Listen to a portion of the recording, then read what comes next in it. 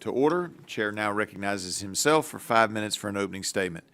Today, the subcommittee begins efforts to modernize the Clean Air Act. The act was last amended in a consequential way in 1990, with Energy and Commerce Chair John Dingell being a driving force in that bicameral compromise. The Clean Air Act has been effective. According to EPA's 2023 Air Quality Statistics Report, since the Clean Air Act amendments were passed in 1990, there's been a 79% reduction in carbon monoxide, a 92% reduction in sulfur dioxide or SOx, and a 55% reduction in nitrogen dioxide or NOx. Since 2000, we've seen a 42% reduction in particulate matter 2.5, which are inhalable particles measuring less than 2.5 micrometers. The Clean Air Act's National Attainment Air Quality Standards, or NAAQS standards, setting and permitting programs with each new review. EPA generally sets with each new review, EPA generally sets new, lower pollution allowances, and over time, these newer standards have had the tendency to pass the point of diminishing returns. Accordingly, if you're an industrial plant wanting to build in this country, you may have to wait until another plant goes out of business and you can take over their permit. This is not a path for economic prosperity. Additionally, I don't believe that banning new industrial activity in the United States was what the authors of the Clean Air Act were aiming for. It was a tough compromise bill meant to have each state scrutinize major sources and think about air permit planning, industry concentration, and air quality in unfavorable geographic settings. The act was written to get industry to re-examine its operations and control pollution by investing in and implementing innovative technologies. It worked. But now we have to examine the law in light of little additional public health gain at the expense of paralyzing nationally important industries. And that health gain, and what I'm talking about, is the fact that we continue to lower the amount of pollutants allowed. We need to begin a modernization effort by examining draft legislative proposals to reform the out-of-date NAAQS process. As we heard in our recent full committee hearing, overly restrictive air regulations have curtailed some domestic investment in important semiconductor plants and data centers, which in turn could jeopardize America's ability to be able to compete in the global artificial intelligence race. One of the draft bills we are discussing today would improve the processes EPA uses to identify NAAQS, pollutants, and ceilings, and then for states to implement those new standards. Under the Clean Air Act's NAAQS program, the EPA sets standards for 6 criteria pollutants like ground level ozone and particulate matter. Historically, the Clean Air Act required the EPA to review NAAQS standards and, if appropriate, issue new limits at 5-year intervals. The EPA has consistently missed statutory deadlines for both reviewing standards and for providing implementation guidance to the states, which has led to litigation in some cases. These proposals will enable more reasonable requirements that states can actually implement. That is why the Clean Air Act and Economic Advancement Reform Act that we are talking about today would lengthen that interval to 10 years and allow the EPA administrator to consider whether it was likely the standard can actually be attained. Additionally, the bill would require the EPA to consider the economic feasibility of these new standards. The bill would also allow for naturally occurring air pollution events such as wildfires not to count against NAAQS emission averages for a particular state. The other bill, the Clean Air and Building Infrastructure Improvements Act, has to do more specifically with the most recent PM 2.5 rule that really would cripple a lot of industry by reducing the limit from 12 micrograms per cubic meter of air to 9 micrograms per cubic meter of air. Further, it allows for an easier pre-construction permitting process. Protecting our environment and our economy do not have to be mutually exclusive goals. But in order to achieve both, we must rethink how our country classifies pollution levels outside of our control. The EPA is still in the process of updating various air quality standards.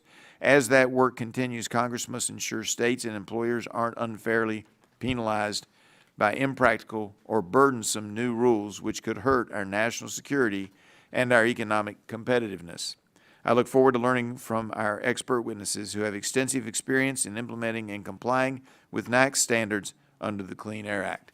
And with that, I yield back and now recognize the gentleman from New York for his opening statement. Thank you, Mr. Chair, and welcome to our witnesses. For almost as long as I have served on this committee, Republicans have tried and failed to enact the proposals before us today. These bills do not represent new and innovative solutions specifically tailored to meet our current policy changes or challenges, including addressing growing electricity demand. They are the same tired ideas that suggest Americans should expect to live with unsafe air quality if the rules necessary to protect them would cut into polluters' profits. I am certain that members from both sides of the aisle will celebrate the success of the Clean Air Act, which has resulted in significant reductions in air pollution while our economy has grown. But the majority tends to believe that this is evidence that the job is done and we should dramatically change the law. I, on the other hand, take the exact opposite lesson. The Clean Air Act is working, and there is still considerable work for the law to do. The American Lung Association's 2025 State of the Air report found that even after 5 decades of the Clean Air Act, 46% of Americans, more than 156 million people, are living in places with unhealthy levels of ozone or particle pollution, two of the pollutants addressed by the National Ambient Air Quality Standards, or NAAQS. Now, as I said, the proposals before us today are not new, but there is some new and important context for us to discuss. First, 3 weeks ago, House Republicans passed their big, ugly bill, which, according to the Nonpartisan Congressional Budget Office, would result in 16 million Americans losing their health care. Now, the proposals today add insult to injury, pushing us toward a future where hospitals, already under financial pressure, will have to deal with more cases of asthma, of COPD, and other health consequences of increased air pollution affecting millions more as uninsured Americans. Second, the Trump administration intends to attempt to roll back the 2024 standard for fine particulate matter. EPA previously estimated that this standard will result in some $46 billion worth of net benefits in 2032, including 4,500 avoided premature deaths, 800,000 avoided asthma attacks, and nearly 300,000 avoided missed days of work each year. So the 2024 standard for fine particulate matter is expected to provide such significant benefits to the American people because NAAQS are required by law to be protective of our health without consideration of costs. But the proposals before us today would drastically weaken the process to set standards based on the latest science. They would double the amount of time between reviews of standards and inject cost considerations and attainability into the standard-setting process. I also find it unfortunate that the majority's hearing title would lead us to believe that the Clean Air Act is stifling American innovation. And yet, House Republicans continue to sit on their hands while the Trump administration dismantles all of the conditions that have historically made the United States an engine for innovation. President Trump is proposing devastating funding cuts to the Federal Research Enterprise, NSF, NIH, NOAA, NOAA, and other critical research agencies. This will ensure that America fails to train the next generation of great scientists, engineers, and other innovators who do rely on federal dollars to achieve their advanced degrees and conduct cutting-edge research. DOE's industrial programs, NIST's Manufacturing Extension Partnership, and other programs that American manufacturers rely upon are also under threat. The Trump administration has caused an uncertain and an unstable investment environment with its strategic and ever-changing tariff policies, and Republicans have demonstrated a willingness to jeopardize private sector investments by seeking to abruptly end energy tax incentives. Even federal contracts are no longer worth the paper they are printed on following the arbitrary and unlawful terminations of many finalized agreements. These actions are having a chilling effect on private sector investment, the American research community, and other entities that are critical to the future competitiveness of our economy. These are not the actions of a government that is serious about fostering innovation. But rather than criticize the Trump administration, we are back to undermining environmental protections and trying to convince Americans that we simply cannot afford safe, healthy air.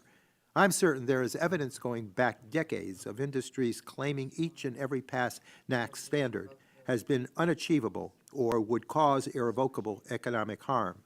But the sky has never fallen. The Clean Air Act has worked and worked effectively as intended, and it continues to protect Americans' health while enabling economic growth. These goals are not at odds, but unfortunately, the proposals we are examining today do not share that view. And with that, Mr. Chair, I yield back. Gentleman yields back, and now recognize the chairman of the full committee, the gentleman from Kentucky, for 5 minutes for his opening statement. Thank you. Thank you, Chairman Griffith, for this hearing, and welcome my friend Ranking Member Tonko and all the witnesses for being here today. And we're continuing our important work, finding common sense solutions to reduce unreasonable regulatory burdens while continuing to protect our environment. Unfortunately, over the last 4 years, the onslaught of Biden-Harris administration regulations under the Clean Air Act created significant regulatory burdens for the American electric power manufacturing and transportation sectors. We were recently reminded of this when we held a full committee hearing on artificial intelligence and heard testimony about the critical need to support and accelerate AI technologies. In that hearing, industry experts repeated the same concerns many of us have heard from small businesses and manufacturers. The overall regulatory environment and permitting processes in particular are overburdensome and inefficient here in the United States. As we will hear today, the economic impact of harmful regulatory burdens promulgated during the Biden-Harris administration totaled nearly $1.8 trillion, a historical record. Amazingly, more than 70% of that cost was imposed by the EPA, much of it from the Clean Air Act rules. The last time Congress meaningfully amended the Clean Air Act was 1990, 35 years ago. We've learned a lot and seen a lot of environmental progress since then. In the decades since Congress first passed the Clean Air Act, air quality in the United States has dramatically improved. Criteria air pollutants are down 73% since 1980, according to the World Health Organization. And the U.S. has some of the lowest particulate matter levels in the world. The progress we have seen does not mean the Clean Air Act cannot be reviewed and modernized. Some of the Clean Air Act's provisions are unclear, outdated, and do not reflect the world we live in today. This trend is illustrated by the Biden-Harris National Ambient Air Quality Standards, or NAAQS, for particulate matter. A prime example of the need for reforming and updating the flawed system used for setting and reviewing Clean Air Act regulations. The Biden rule will force large portions of the country into non-attainment status, which will block new development, halt modernization, and stunt job growth. In their testimony in April, witnesses in our AI hearing pointed to the particulate matter rule as a significant barrier when they looked to onshore American innovation. They noted that as currently implemented, the rule would limit opportunities for American manufacturing.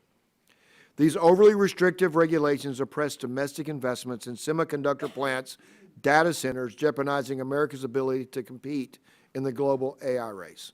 On top of unreasonable compliance costs and complexity, these regulations also fail to fulfill the promise of the Clean Air Act.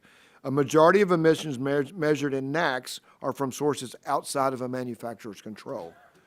American industry propelled the innovation that made our air cleaner, and yet they are being penalized for factors unrelated to their operation.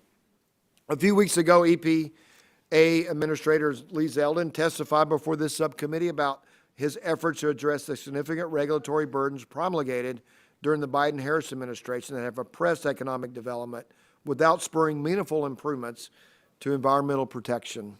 Now it's our turn to do the same. The discussion draft before us today are based on legislation considered by this committee in previous Congresses and offer common sense, practical solutions to remedy significant flaws in the current NAAQS process. The panel of witnesses are uniquely well qualified to discuss the compliance nature of the NAAQS program and its need of reform.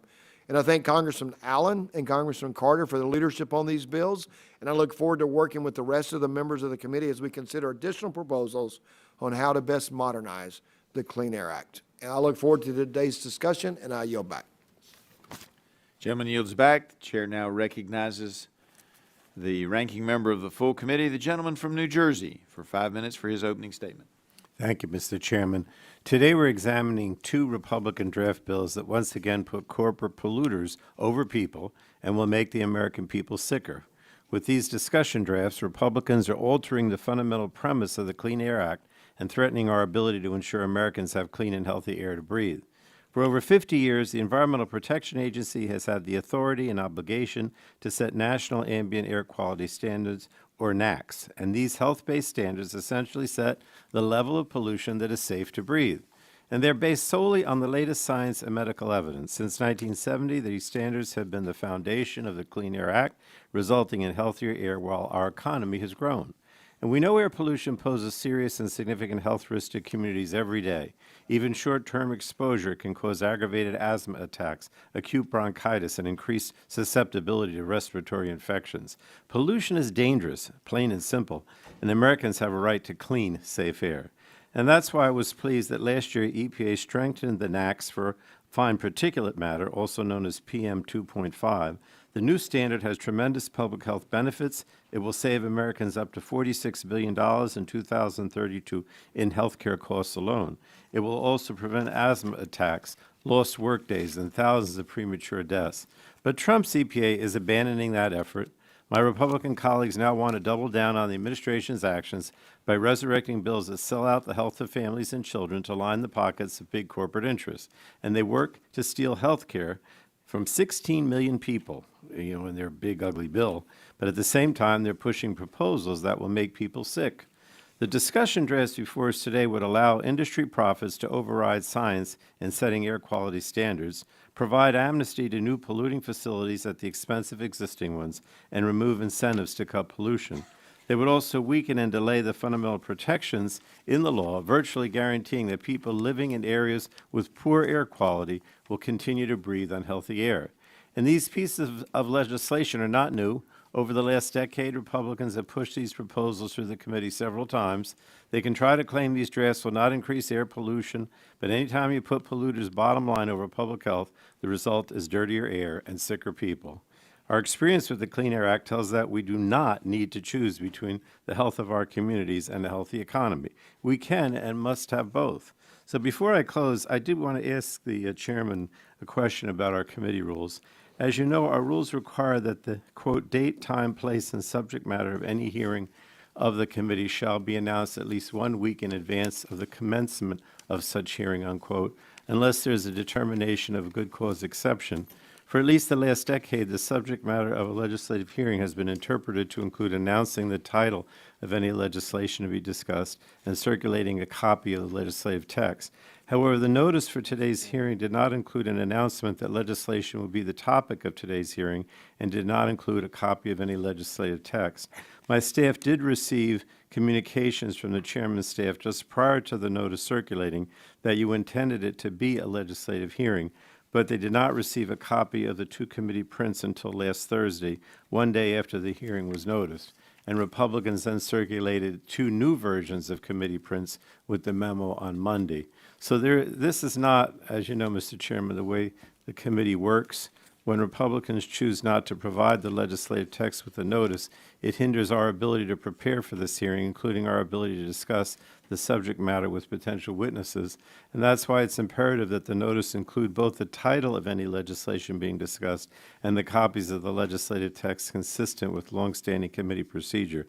So, Mr. Chairman, I was going to confirm, or I'd like to confirm, that moving forward, the notice for a legislative hearing will include the name of any legislation to be discussed and a copy of the legislative text, unless, of course, we go through the procedure to invoke a good cause exception. I was just going to ask the chairman to respond. Does the gentleman from New Jersey yield time to the gentleman from Kentucky? Absolutely. Gentleman from Kentucky.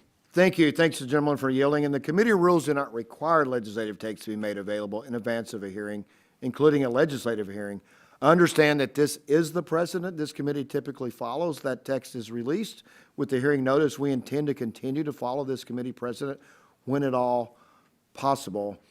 However, like when you were chair, we reserve the right to deviate from that. And my understanding is the particular issue that you described is we presented legislative text. We did submit another piece of update legislative text after the hearing was noticed, and that was because someone from Ledge Council was absent, and so we will do, we couldn't help that, but we'll do whatever's within our ability to follow the precedent. Gentleman from New Jersey? I just want to be sure I understand, Mr. Chairman.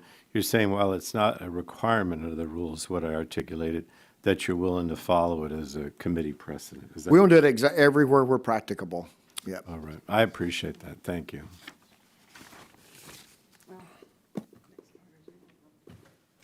Gentleman from New Jersey, yield back. Gentleman from New Jersey yields back. Now conclude with member opening statements. The chair would like to remind members that pursuant to the committee rules, all members' opening statements will be made part of the record. We want to thank our witnesses for being here today and taking the time to testify before the subcommittee. Although it is not the practice of the subcommittee to swear witnesses, I would remind our witnesses that knowingly and willingly making material false statements to the legislative branch is against the law under Title 18, Section 1001 of the United States Code. You have the opportunity to give an opening statement followed by questions. Our witnesses today are Mr. Chad Whiteman, Vice President of Environmental and Regulatory Affairs at the U.S. Chamber of Commerce. Thank you for being here. Mr. James W. Boylan, Chief of Air Protection Branch at the Georgia Environment Protection Division. Thank you for being here, sir. Mr. John Walke, Director of Federal Clean Air and Senior Attorney Environmental Health at the Natural Resources Defense Council. Thank you, sir. And Mr. Paul Noe, Vice President of Public Policy at the American Forest and Paper Association. Thank you for being here, sir. We appreciate all of you being here today, and I now recognize Mr. Whiteman for his 5 minutes to give an opening statement. Good morning. Thank you, Chairman Guthrie, Ranking Member Pallone, and Subcommittee Chairman Griffith and Ranking Member Tonko, and distinguished members of the subcommittee for the opportunity to testify today on behalf of the business community regarding recent air quality regulations. I'm Chad Whiteman, Vice President of Environment and Regulatory Affairs for the Global Energy Institute at the U.S. Chamber of Commerce. As we discuss the Clean Air Act's impact to building infrastructure and onshoring American innovation, I'd like to focus on how the National Ambient Air Quality Standards, the NAAQS, program impacts our ability to meet growing energy needs, reshoring manufacturing, and securing our supply chains. Specifically, there are 5 points that I'd like to make today. First, we must right-size regulations to support economic growth and innovation. Well-balanced regulations can provide clarity that help implement the laws passed by Congress in a manner that maximizes innovation and choice. When not properly constructed, regulations become a form of government micromanagement that eliminates the ability to do what people in the free markets do best, innovate. The lack of innovation stifles economic growth. And echoing what Representative Guthrie stated in his opening statement, the wave of regulations issued over the prior 4 years has raised concerns about an economic impact due to their cumulative $1.8 trillion price tag, a historic record that may be underestimated. More than 70% of those costs on the public were imposed by the Environmental Protection Agency, and the vast majority of those came from the air regulations like the NAAQS. Second, over the past several decades, the United States has made remarkable progress in improving air quality. Since 1970, emissions of key pollutants have significantly decreased, thanks to collaborative efforts of businesses, states, and federal government. The Clean Air Act has been instrumental in driving these improvements. Since 2000, emissions of pollutants such as sulfur dioxide, nitrogen oxides, and particulate matter have decreased by 87, 57, 54, and 37% respectively. These emission reductions have all occurred while gross domestic product, vehicle miles traveled, and population have all increased. The United States has some of the best air quality in the world, with particulate matter levels up to 431% lower than other major economies, thanks to steady reductions in pollutants over the last several decades. Third, most fine particulate matter now comes from non-industrial sources. As EPA's data shows, 84% of particulate matter emissions now come from sources like wildfires and road dust that are costly and hard to control. While EPA technically offers exemptions for wildfires under the Clean Air Act's Exceptional Events Program, the process is time-consuming and difficult for states to navigate, involving extensive documentation and analysis. For one state, 70% of their past exemption requests were denied. On top of the challenges, the regulatory program may currently restrict these types of exemptions. Amendments like those included in the CLEAR Act would help address this. Fourth, the 2024 particulate matter standards will cause permitting gridlock across our economy. Unless the 2024 rule is rescinded, it will block the permitting of new manufacturing facilities and associated good-paying jobs, pushing investment overseas just at the time when we're trying to bring back manufacturing and stronger supply chains. The rule will also prevent the delay in construction of roads, bridges, and other infrastructure funded by legislation recently passed by Congress. Fifth, and finally, small businesses, homeowners, and families could bear a disproportionate burden of these regulations. Increased compliance costs and administrative complexity can particularly be challenging for small businesses, limiting their ability to grow and compete. Furthermore, for instance, in EPA's cost analysis, the agency identified various compliance pathways for tighter particulate matter standards, including the possibility of states requiring small businesses, such as restaurants, to install a costly equipment and requiring homeowners to replace wood fireplaces with natural gas logs. Furthermore, EPA failed to identify cost-effective and technologically achievable pathways for complying with tighter standards, as the agency only analyzed costs of partial compliance. I'd like to close by reaffirming the business community's support for efforts to improve air quality. The Chamber looks forward to working with policymakers on a reasonable regulatory approach that will achieve our shared goals of improving air quality and unleashing economic prosperity. Again, thank you for the opportunity to testify today, and I'm looking forward to answering your questions. Thank the gentleman. Now recognize Dr. Boylan for your 5 minutes opening statement. Good morning, Chairman Griffith, Ranking Member Tonko, and members of the subcommittee. My name is Jim Boylan, and I'm honored to testify before you as the Chief of the Air Protection Branch at the Georgia Environmental Protection Division. Today, I am here to discuss the National Ambient Air Quality Standards and the impact on state regulatory agencies and the regulated community.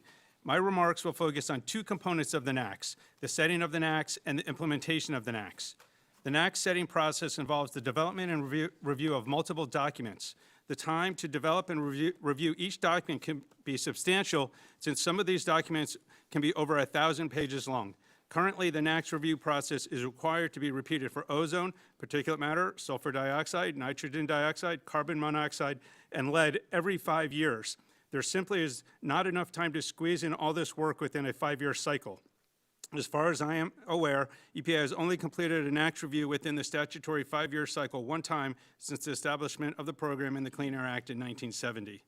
Extending the timelines for NAAQS reviews from 5 to 10 years would give EPA the time needed to develop new standards without being rushed. In addition, this change would bring about more stability and certainty for state air pollution control agencies and industry. Protecting public health is the core responsibility of Georgia EPD, and we will always prioritize that. However, there is likely room for some balance in the NAAQS review process. The proximity of new standards to background levels puts many states in a situation where the new standard is not achievable for reasons that are beyond a state's control. Therefore, the EPA administrator should be allowed to consider likely attainability of the standard as proposed NAAQS levels approach background concentrations.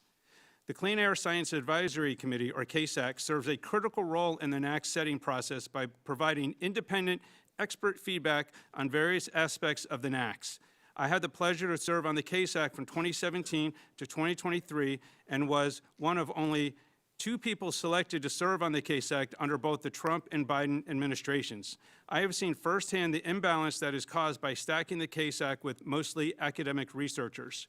While academic researchers have a good understanding of the underlying science, they do not always have a practical understanding of how science is translated into the NAAQS.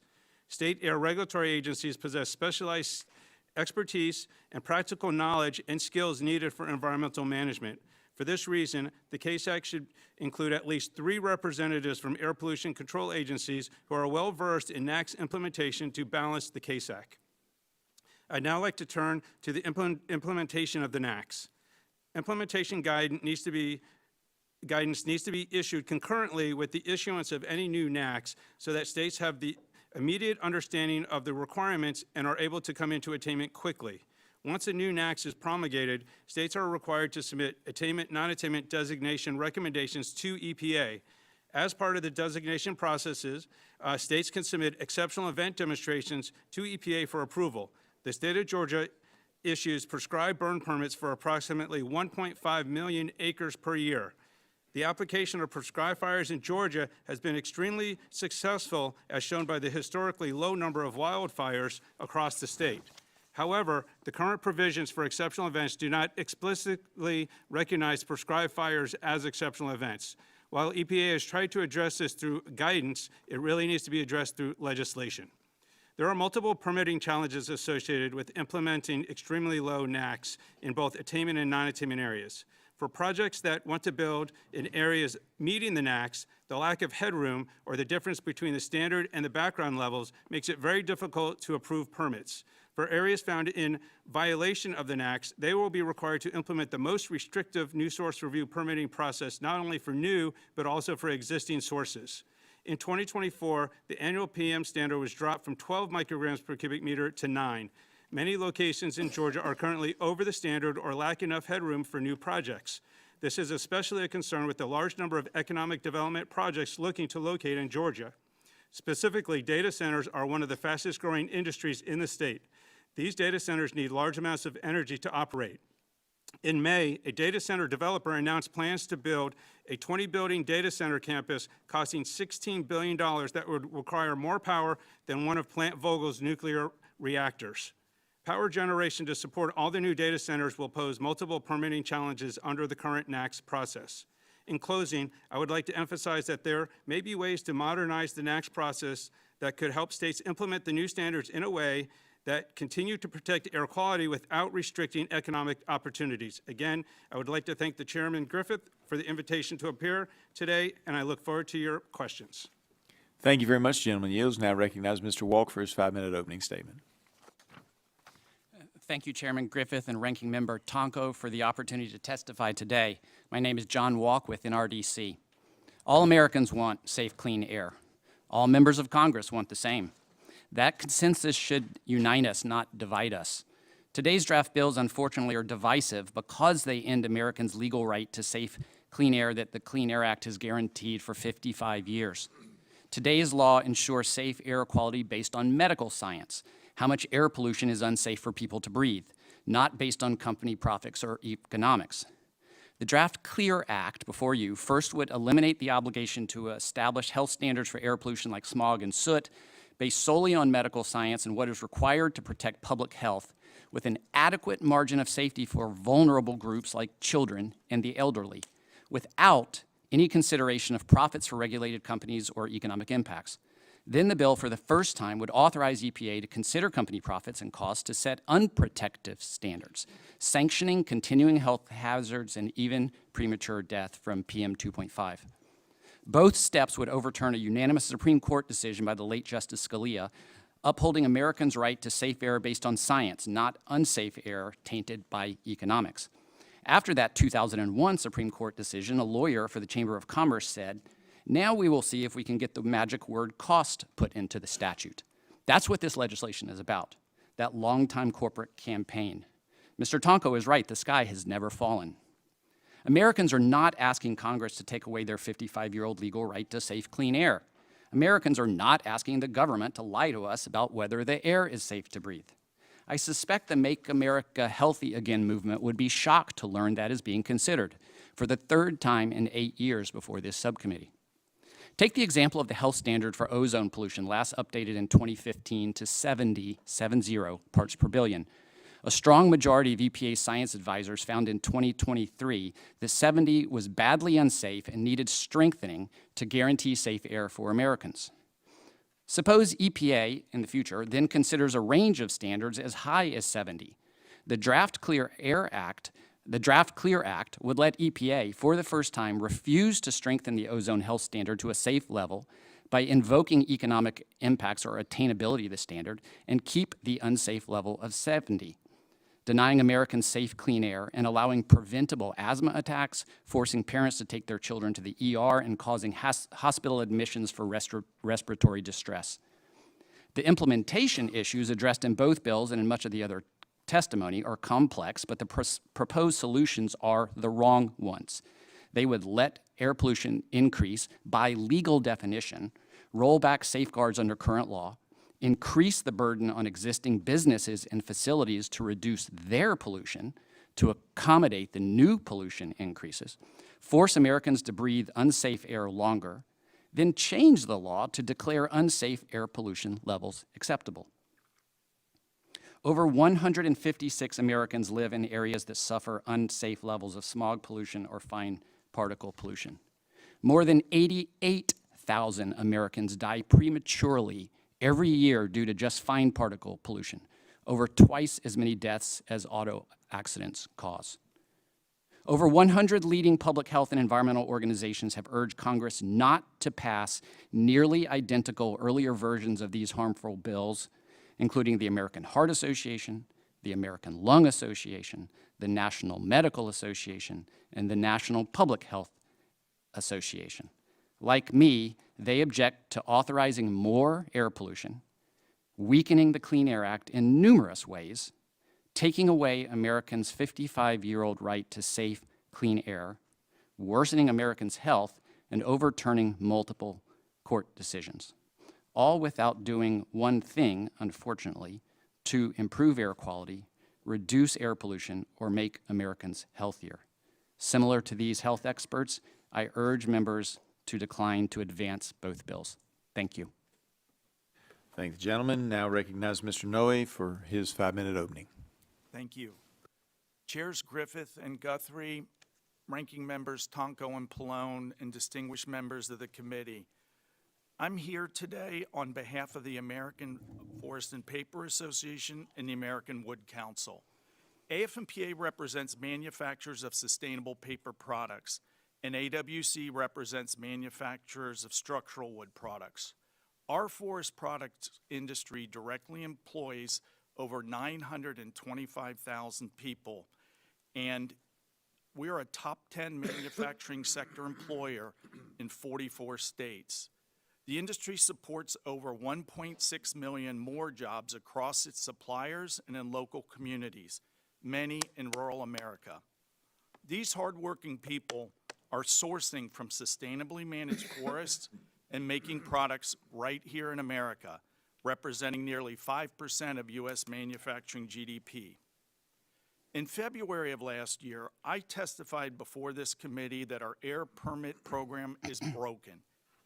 While it remains true, I am heartened to sit before you today knowing critical steps are being taken to modernize the underlying permit program to be achievable, and I want to express our gratitude. We strongly support Congressman Rick Allen and Buddy Carter in their efforts to address the impacts of air permitting issues on U.S. manufacturing. The proposed legislation you are considering today would greatly improve the NAAQS program. We'd especially like to applaud that the legislation requires a workable implementation plan when the standards are issued so they can be successfully achieved. Establishes a 10-year review cycle to increase certainty and reduce wasteful litigation, and reforms the exceptional events program to facilitate prescribed burns to prevent wildfires, by far the largest source of particulate matter in our country. We look forward to continuing to work with you on this legislation, and we have included some additional suggestions in our written testimony. Only through common sense solutions will we truly enable the onshoring of American innovators. And we thank Congressman Allen and Carter for their leadership and all the members helping us. We're also grateful that in March, EPA Administrator Zeldin recognized the specific problems manufacturers are facing when he announced the agency will quickly revisit the unworkable 2024 PM NAAQS standard.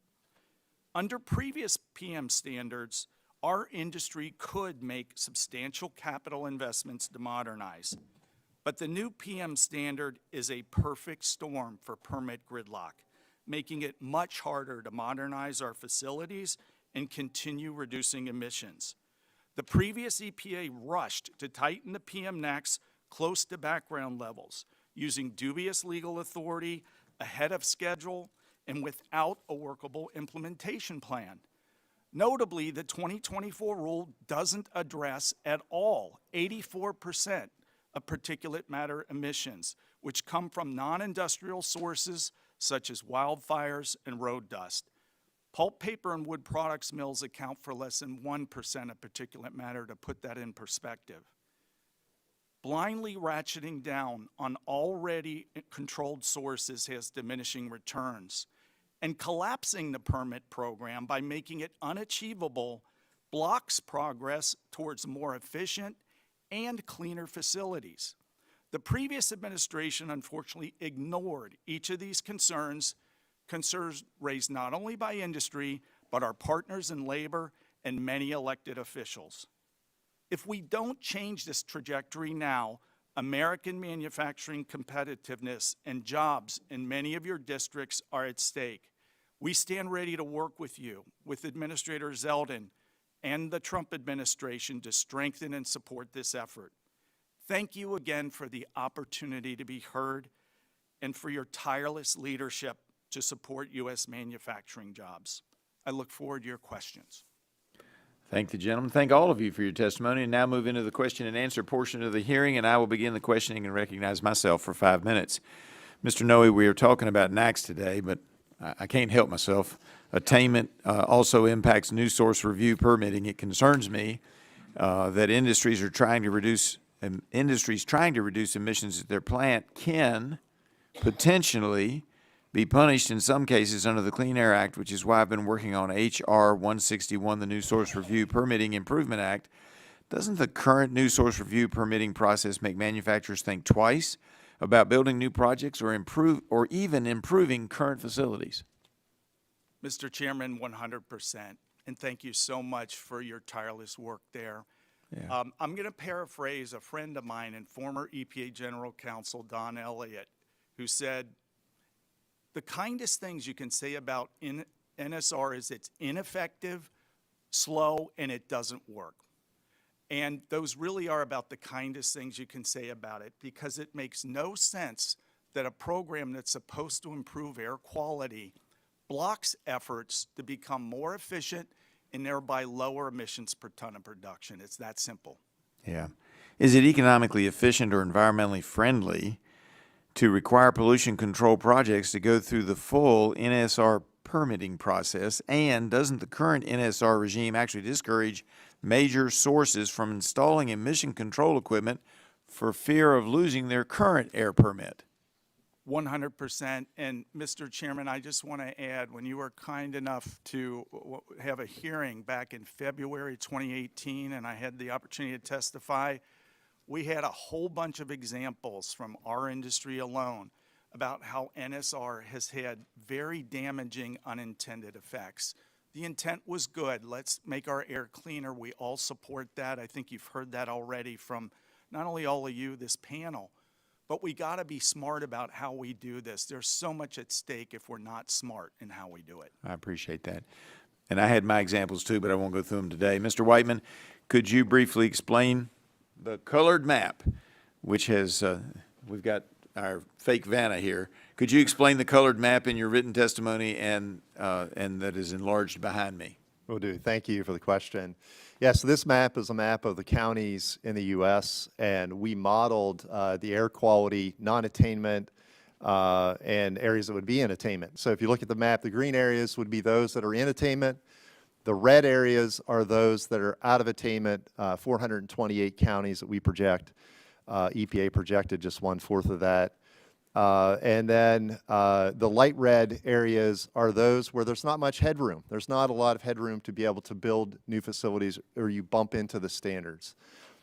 This is the first time that we've seen the Clean Air Act NACs program reduce emissions so low that the impacts are getting around background levels. So that's why we see such an extensive potential permitting gridlock across the country.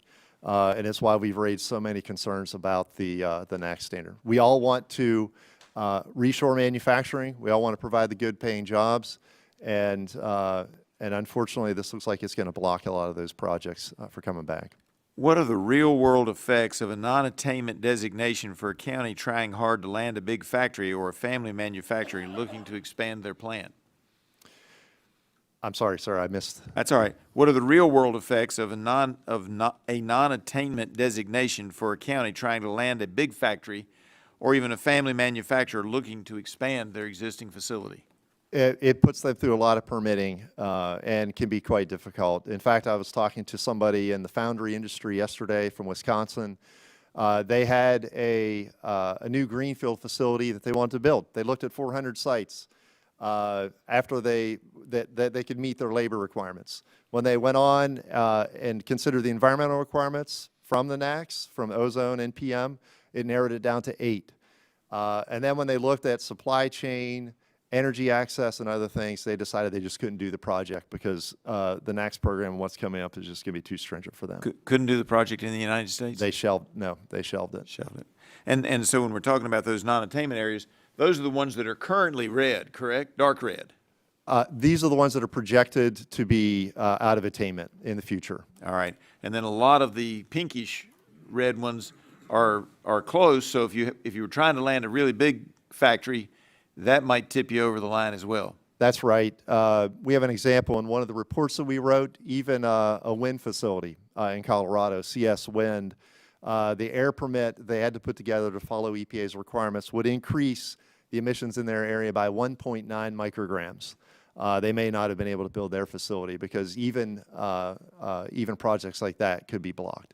All right. My time is up. I yield back and now recognize the ranking member from the state of New York for his 5 minutes of questioning. Thank you, Mr. Chair. As I expressed earlier, it is critically important that the national ambient air quality standards are based on the latest science to ensure they are health protective.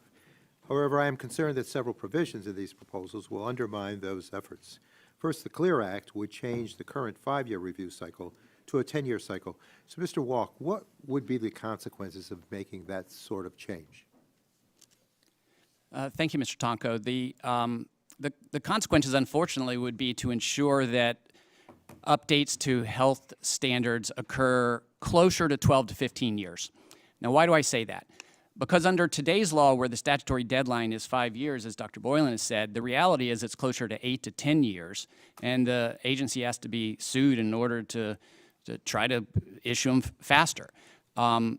If the statutory deadline were 5 years, they would miss that statutory deadline too. Now, why do I say that? Well, because Congress adopted a program in 1990 that set a 10-year statutory deadline for a lot of standards.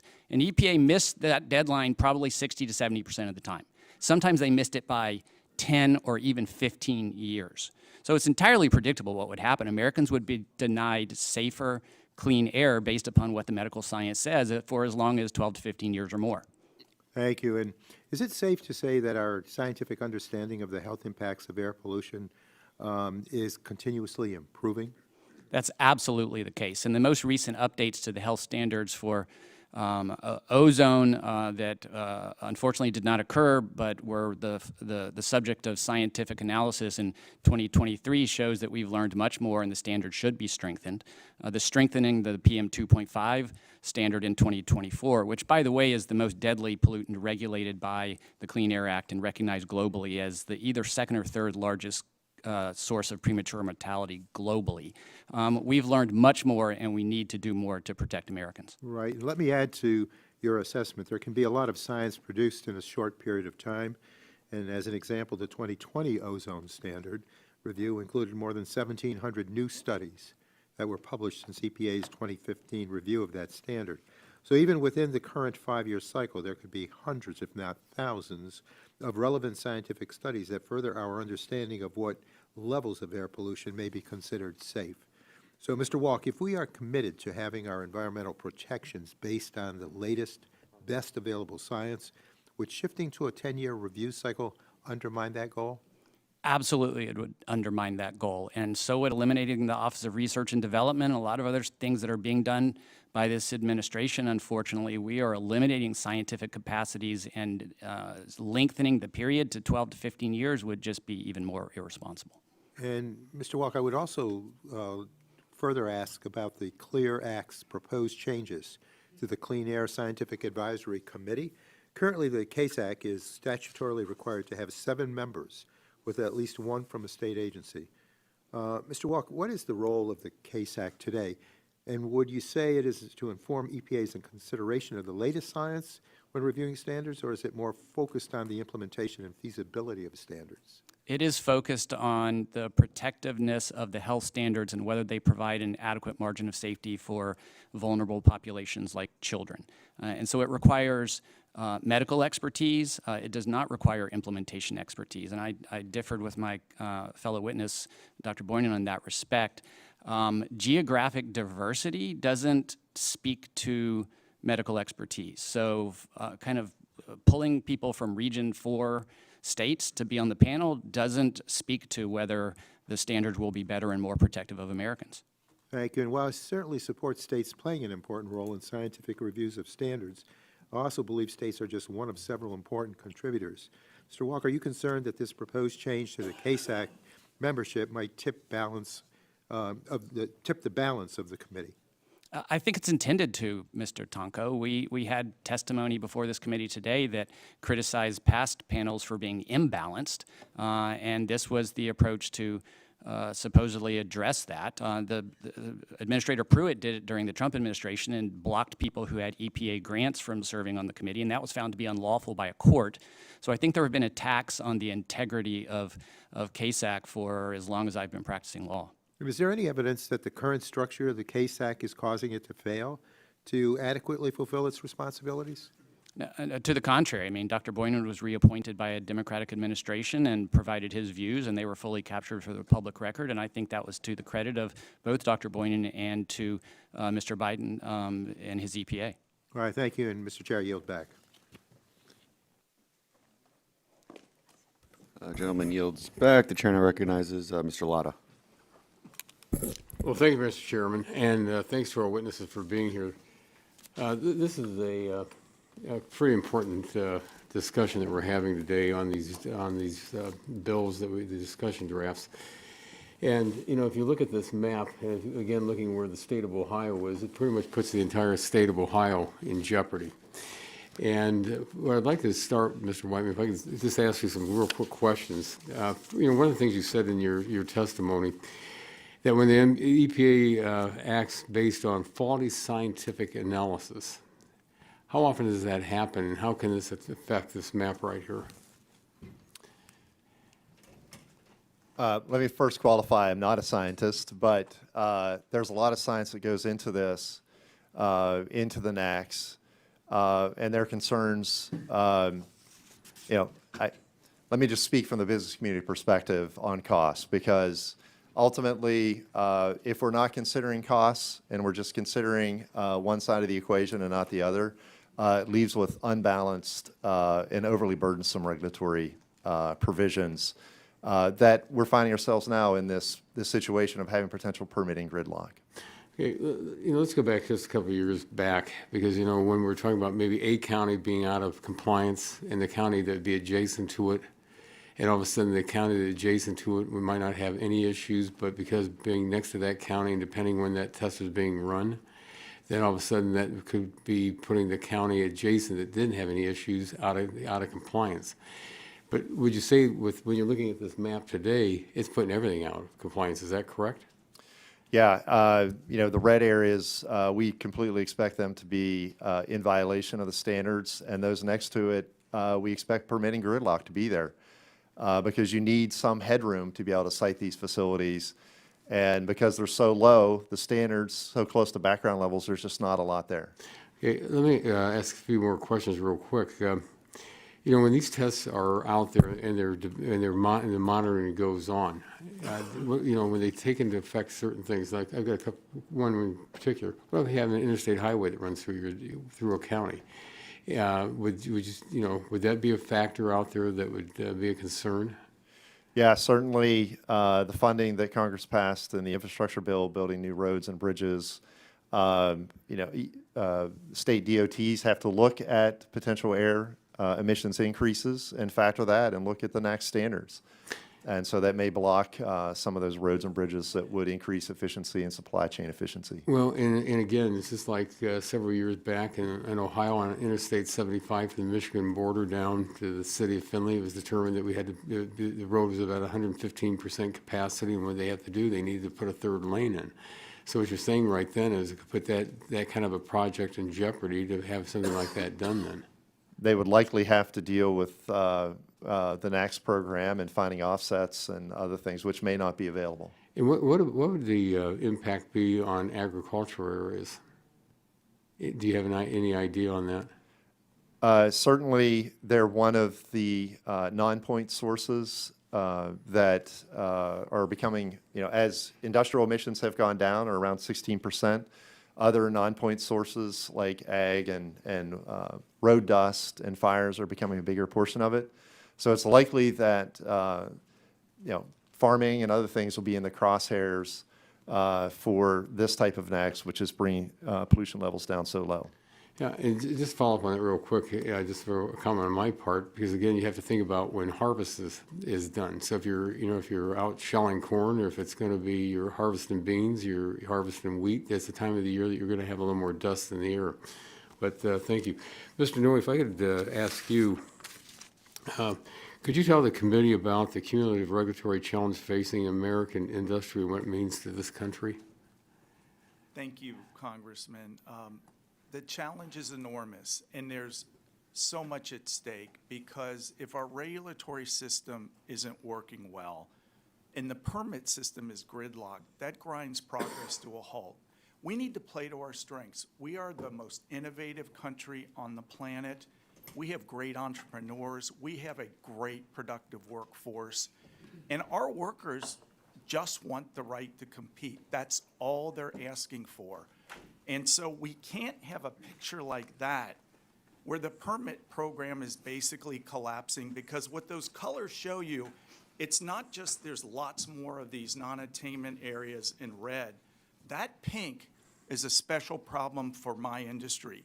And those are attainment areas, okay? So don't get me wrong. We're in rural America by and large. Those are cleaner areas that tend to be in attainment. But by putting the standard so close to background level, average in this country is 8. They put it at 9. That blocks major projects in our industry. They typically need an increment of 3. So the simple math is, you start at background, let's say it's 8. You add 3 to that. Where are you? 11. That's way above the standard of 9. You can't do it. You've now blocked a project that is both going to create more jobs in this country, help onshore manufacturing, put wealth in communities that really need more economic development and job opportunity. You're blocking all that, and you're also preventing more efficient technology that's also cleaner technology. So that's what I mean when I say we've got to be smarter than that. We need a permit system that works and allows all the benefits of our economy, where we can have both jobs and environmental progress to happen together. Well, thank you very much, Mr. Chairman. Thanks for your indulgence. My time has expired, and I yield back. Gentleman yields back. Chair yields 5 minutes to Ms. Schakowsky. Thank you, Mr. Chairman. Mr. Walke, I want to just tell you that you and I are on the same panel right now and on the same view. You know, when I was in the state legislature in 1995, I found the report, and I stood in the state legislature and said, please, let's pay attention to this issue. Time is running out. Well, how many times have we heard that? The time is running out. We know that the International Panel on Climate Change said that very clearly. We have heard them all the time. But even more important to me is that children in my district, especially in low-income districts, have more asthma than others in the country, and we don't want to see that happen. We have to understand that time really is running out. And while we want to make sure that we have a good economy, are we going to trade that in And that definition about all the businesses that are made, I'm not against them, but I say we have to do something. And I wanted you to talk about the things that have been introduced. What income, what is going to happen if those bills go into fruition, and are we going to do better? Thank you, Ms. Schakowsky. No, we're going to do worse, and I think across the board that's clear in my testimony. A bipartisan Congress in 1970, and again in 1977, and again in 1990, ensured that health standards for Americans protected us all with an adequate margin of safety. And the courts and EPA have found that means children, it means the elderly, it means people suffering from asthma and emphysema, to make sure that we have health standards that protect all Americans, not just some. And this bill would eliminate that. It would allow economic impacts or attainability or cost feasibility to eliminate the protectiveness of standards for children, for the elderly, and for the most vulnerable among us, because it eliminates the health foundation for the standards and replaces it with whatever costs decide is good enough. Yeah, thank you. So I wanted to ask you, what is an immediate thing, most immediate thing that you think that we want to do to start to catch up with this timeline that is growing stronger? So the current process for setting the health standards takes too long. But it takes too long because EPA engages in a bunch of steps that the statute doesn't require. So I think that we could have a science and health-based process that actually does update health standards according to the best medical science, closer to 5 years than 10, certainly closer than the 15 that this bill would produce, and we would be better served by that process. We have recommendations to strengthen the current unsafe ozone standard now. And this administration, if it wanted to, could act on that. Instead, they've announced that they don't see any cause or reason to update the standard until 2030. That's 15 years after it was last updated, Ms. Schakowsky, in the year 2015. And we've been told that level is unsafe, and we're going to be stuck with that unsafe standard till at least 2030 and beyond. Yours and mine, and I think a lot of people in this country, are we going to be really saying to manufacturers that you can't do a job? Of course not. Like you said, 1995 is an interesting year that you mentioned, because that's when the Chamber of Commerce and some others filed lawsuits to require that health standards be set based on cost. That resulted in the Supreme Court decision in 2001 that unanimously said, no, that's just wrong. Okay, so this fight has been going on for a long time, and as Mr. Tonko said, we've been told ever since the sky is falling, but it never has. And these complaints are ones that are designed to weaken the law. There's a lot of complexity in this testimony, and there are surely things that could be improved with implementation of the program, but eliminating Americans' legal right to safe air based on medical science is not the way to do it. I agree, and my time is up, but I wanted to thank allowing me to talk a little over. Thank you. I yield back. Thank you. The gentlelady yields. The chair now recognizes Chairman of the full committee, Mr. Guthrie. Thank you, Mr. Chairman, for the time, and I look forward to the discussion based on what we just heard.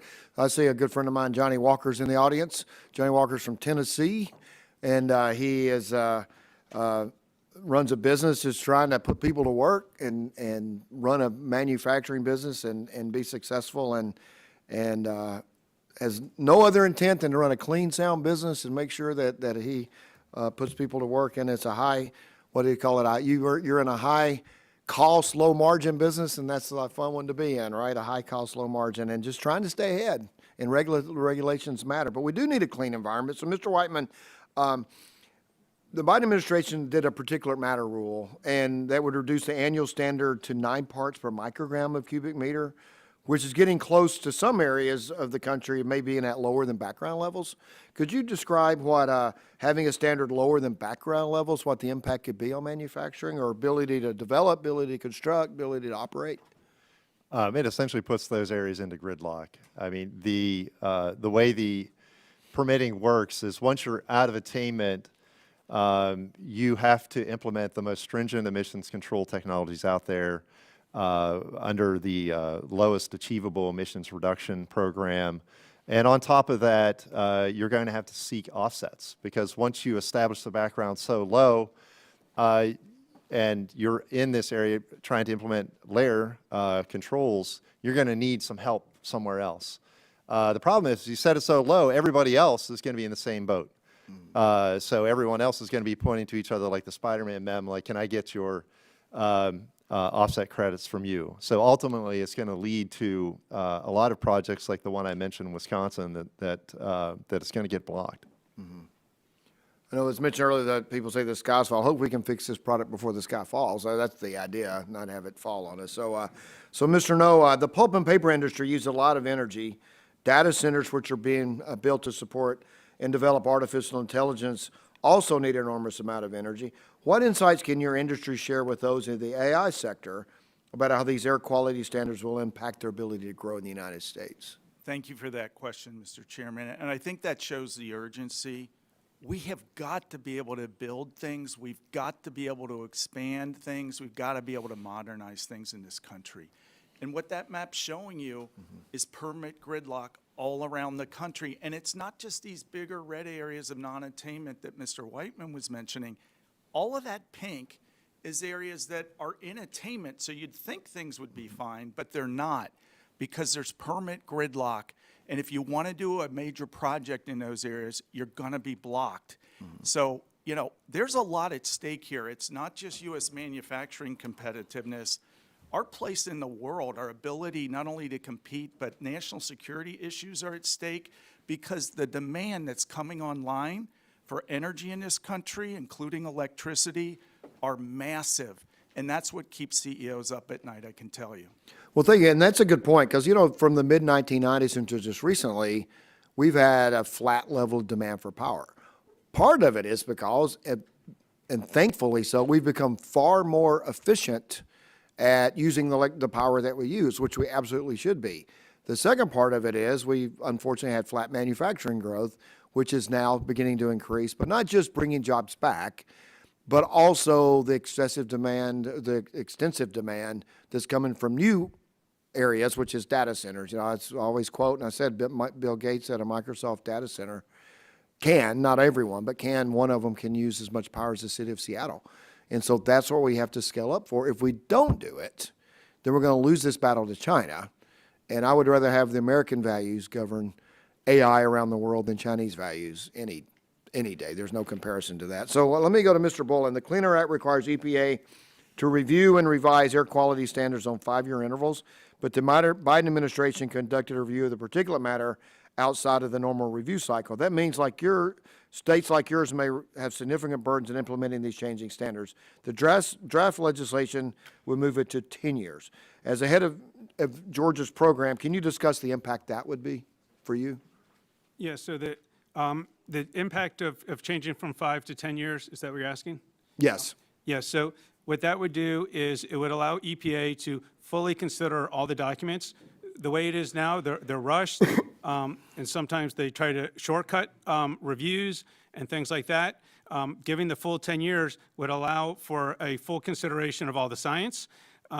These documents can be over 1,000 pages long, and there's 6 different pollutants that are being reviewed. And so, one, it would allow for EPA to not be rushed, but it would also give more stability to the state to be able to implement, because what happens is sometimes states are right on the verge of coming into attainment, and then EPA drops the standard, and then we kind of have to start the whole process again of getting back into non-attainment. So it would give more stability and allow for a better long-term planning for attainment. Thank you, Doctor. I said, Thank you, Dr. Boylan. I appreciate it, and I will yield back. Gentleman yields. The chair now recognizes Mr. Peters. Thank you, Mr. Chairman. The Clean Air Act is one of our nation's most important substantive environmental and public health laws. At the center of the law are the National Ambient Air Quality Standards, or NAAQS. They define what levels of common air pollutants are safe to breathe, and they're developed based solely on science and public health considerations. And I've often talked about in the context of permit reform, when we talk about statutes like NEPA, we don't have to worry so much about NEPA because we have the Clean Air Act and the Clean Water Act guarding us against the emission of pollutants into the atmosphere or into the environment without a permission by way of a permit. And as we consider ways to support infrastructure and energy development, I think there's room for bipartisan conversation. We should be looking at how to reduce permitting delays, provide clarity for important infrastructure projects, but I don't think that those projects and improvements should come at the expense of science-based process that sets clean air standards. So the discussion drafts we're looking at today do raise a couple of questions. One thing I'm struck by is the debate between 5 and 10 years, and it doesn't sound like 5 years has ever met. Mr. Walke, what were you saying was the timeline we're seeing for the actual review of this in comparison to the five-year mandate? Mr. Peters, it's been closer to 8 to 10 years. Right. And that happened under Democratic and Republican administrations. I guess I'm interested if you want to extend it. We could talk about that, but I also wonder what enforcement we're going to have. What I find among my colleagues is that they're reluctant to talk back to this administration, and if they were willing to give me some assurance about actually observing a limit, I think that's something that we could talk about. Mr. Walke, also, would you just address this concern, I think, about the standards getting so low that they're close to background, and that makes things impractical to comply with? Sure, I'd be happy to do so. That actually was addressed in the most recent court decision from the D.C. Circuit Court of Appeals about the ozone standards, where that very concern was raised. And what the court said rightly, and what the law has said for 55 years, is those are implementation concerns. Congress has 3 tools that they've included in the law: exceptional events, international transport, and rural transport. Maybe the regulations for those programs could be improved, but it's an implementation concern. It is implementation. I mean, how would you respond to the practical problem that presents when you impose regulations on actors when the regulations themselves, you have to get so close to background, it's impractical. How do you deal with that as a practical matter? Well, we've heard a lot of talk about wildfires and prescribed fires and things that are real concerns in this country. Right. And I was a little puzzled because I looked up the 2017 exceptional events rule last night. It defines exceptional events to include prescribed fires and mentions prescribed fires 182 times. So I'm a little puzzled why we're talking about the need to change the law when the law already guarantees that. But it requires good, hard work by people of good faith to say, look, if you've violated the standard of 9 because the combination of background and wildfires pushes you over 9, you're not in non-attainment. You're not. And if the rules and the processes need to be expedited and made more efficient and effective, then we would stand ready to support that. Okay. I guess I'd just like to pick up on the issue of particulates and wildfires. It is a huge problem. And I would just draw everyone's attention to the bill I did with Chair Westerman, the Fix Our Forest Act, which is the only attempt, I believe, certainly the only bipartisan attempt to deal with pollution from wildfires by giving the Forest Service the ability it needs to actually go in and perform the forest management that would keep us from only having catastrophic fires and get us back to a normal fire cycle, which we've suppressed, particularly in the West, for many decades. I would also ask particularly the National Resources Defense Council to participate in that process. They have basically not helped us in a way that I think would really meaningfully reduce air quality concerns and reduce the concern about particulates from wildfires, which is a bigger climate pollution source than the entire power sector of California right now. It is the biggest problem we have. We need the help of the environmental community. We have the Nature Conservancy that's helped us, the Environmental Defense Fund, the Audubon Society. But some people are so wedded to what the law is today that they have so far not helped us change the law to really help meet concerns about air quality. I know that's not what NRDC is about, and I ask their help. And with that, I yield back. Gentleman yields. The chair recognizes Mr. Palmer for 5 minutes. Thank you, Mr. Chairman. This is a topic that I'm particularly interested in. I've worked for 2 international engineering companies. I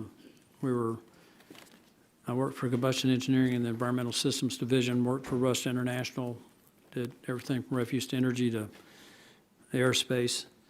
And in talking about particulate matter in general, we have the technology to reduce that, but I think we're at a point now where we're asking industry to meet standards that we don't have the technology to meet, particularly when it comes, as my friend from California mentioned, dealing with wildfires, agricultural dust, just things that occur in nature. A substantial part of the particulate matter that's in the atmosphere over California originated in China or other places. How do you respond to that? And obviously, we want to maintain as high an air quality as we possibly can, but at the same time, we've got to take into account what we're capable of and what is economically sustainable. Any of you? I mean, Congressman, what I would say is 100%, no one's saying we shouldn't use best technology. That's not the issue. The issue is we've got a permit program that's basically collapsed right now. You can't get a permit to do a highly beneficial project that anyone could tell you is not only going to create jobs and economic growth and inject that community with some prosperity, but it's also going to be more efficient. This is typical, so it's going to lower emissions per ton of production. Those are the kind of projects we should be having all around our country. And that map's showing you we can't because you've got permit gridlock all across the country, including in attainment areas. Yeah, it's also a problem, though. I believe we're literally in a national security situation in regard to the processing and refining of rare earth elements. There's not a single major refinery for rare earth elements in the Western Hemisphere. If I said there wasn't one in the United States, that'd be bad enough. There's not one in the Western Hemisphere. And there's only 9 in the world. 8 are in China, the other one's in Malaysia. And there's a reason for that. We've regulated these industries out of existence to the point now that we're confronted with a national security emergency. Your economy depends on them, but your military depends on them. Absolutely. So I think we've got to find that balance. The other interesting thing about this is when you look at asthma rates, and admittedly, I wouldn't expect China to provide the most accurate data, but or India for that matter. But when you look at efforts to improve emission quality, the United States has a prevalence of 8.7%. China has one of 2.2%. And anyone who's ever been to China will tell you that the air quality there is substantially worse than here. So there's just a lot of information out there that I think requires a little different narrative. I think part of the problem is, from the narrative from my colleagues on the other side of the aisle, is that the EPA regulations only impact large businesses, and that's not true. So I think when you look at the overall impact, and whether it's home builders, whether it's small manufacturers, we're literally regulating our economy. We have been regulating it into oblivion to get us to the point where we're no longer competitive. I was asked to be on a panel with members of the European Parliament, and we were talking about this, and I said, China subsidizes their companies. They don't follow the rules that we follow, whether it's wages, in some cases it's slave labor. And how do we respond? We tax our companies and we regulate them to the point that they're not even competitive within our own markets. And I think part of what all of us have got to come to a realization of is we've got to have sensible regulation. We're not in competition with Europe. We're not in competition with Canada. It's the West in competition with China. And I think it's time that we sat down and had a very serious discussion about the regulations that we need, the tax policy that we need. That's what we're trying to do with this bill that they're so adamantly opposed to, is we're trying to get to a position where we can bring back these industries that we're going to need for our economic security and national security. Thank you, Mr. Chairman. I yield back. Gentleman yields. Chair now recognizes Mr. Ruiz. Thank you, Mr. Chairman. At the heart of today's hearing is the National Ambient Air Quality Standards, our nation's baseline for breathable, safe air. These standards are designed to limit how much of certain harmful pollutants can be in the air. And yet, rather than strengthening these standards, my Republican colleagues are once again choosing a familiar path, chipping away at policies that protect the environment and the health of the American people. So let's be clear. Weakening these standards mean more pollution, more illness, and more deaths. And these NACs protect our health, environment, and also vulnerable communities. Fine particulate matter is microscopic pollution so small that they can enter our blood right straight through the lungs. They're tied to asthma, heart disease, lung damage, and early death. And in communities like mine, the consequences are dire. In California's 25th district, we've been classified as an EPA non-attainment area for years, meaning our air quality consistently fails to meet the national health-based standards set by the federal government. Riverside County has been flunked by the American Lung Association, receiving an F for annual particle pollution. Mr. Walke, is it correct that the new NACs standards have consistently provided significant health benefits for communities, especially our most underserved? Absolutely, Mr. Ruiz, and they will continue to do so if we let them. You know, the state of California has about 10% of the manufacturing in this country. It's the fourth largest economy in the world. It also happens to have the greatest air pollution challenges in the United States. And yet the California Air Resources Board strongly opposes these bills because they know that protecting health and children's health especially is compatible with economic growth. And they know that deadly fine particle pollution kills far too many Americans that we can prevent by upholding the law. Well, that's why I'm so concerned about these legislative proposals that would delay and weaken these standards. Last Congress, we examined changes to the PM 2.5 standard, which is projected to save thousands of lives. Mr. Walke, can you share why it was critical for EPA to follow the science when the agency revised the PM 2.5 NAC standard? It was critical because PM 2.5 is responsible for more premature deaths than any other air pollution in this country and around the globe. EPA found that strengthening the standards would avoid 4,500 premature deaths every year as a result of this. And Congressman, I'm a little puzzled by some of this conversation. These bills do not eliminate Clean Air Act permitting. So it sounds really like what's going on here to me is they just don't want the PM 2.5 standard to be strengthened. They don't want it to be in place at all so that permits would have to be obtained to meet those stronger limits. And so if EPA had considered industry costs during the standard setting process, how might that have impacted the standard and what would be the downstream effects for communities rural and impoverished like mine? I don't think EPA would have strengthened the standard, and in fact, that's what the Trump administration did as it was walking out the door on December 23rd, 2000. They refused to strengthen the standard, and I think they were just secretly considering costs, and the Biden administration properly reconsidered those standards as the law has always allowed for 4 decades, and that's why we now have safer standards protecting more American lives. Thank you. As an emergency physician, you know, I've seen the impact of this pollution up close.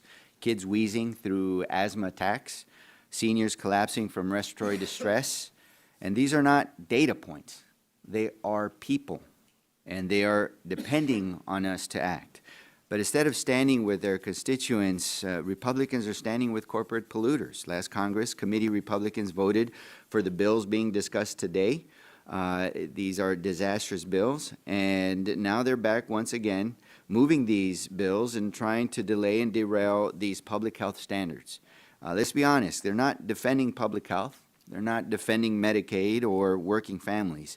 They're defending polluters and profit margins, and the cost is measured in ER visits, missed school days, missed work, and lives cut too short. So people will die. As we've seen, people who live in high polluted areas live 10 years less than people who live in non-high polluted areas. The evidence is there. High pollution kills people earlier than what was intended. And we must uphold and enforce the national ambient air quality standards, not weaken them. I yield back.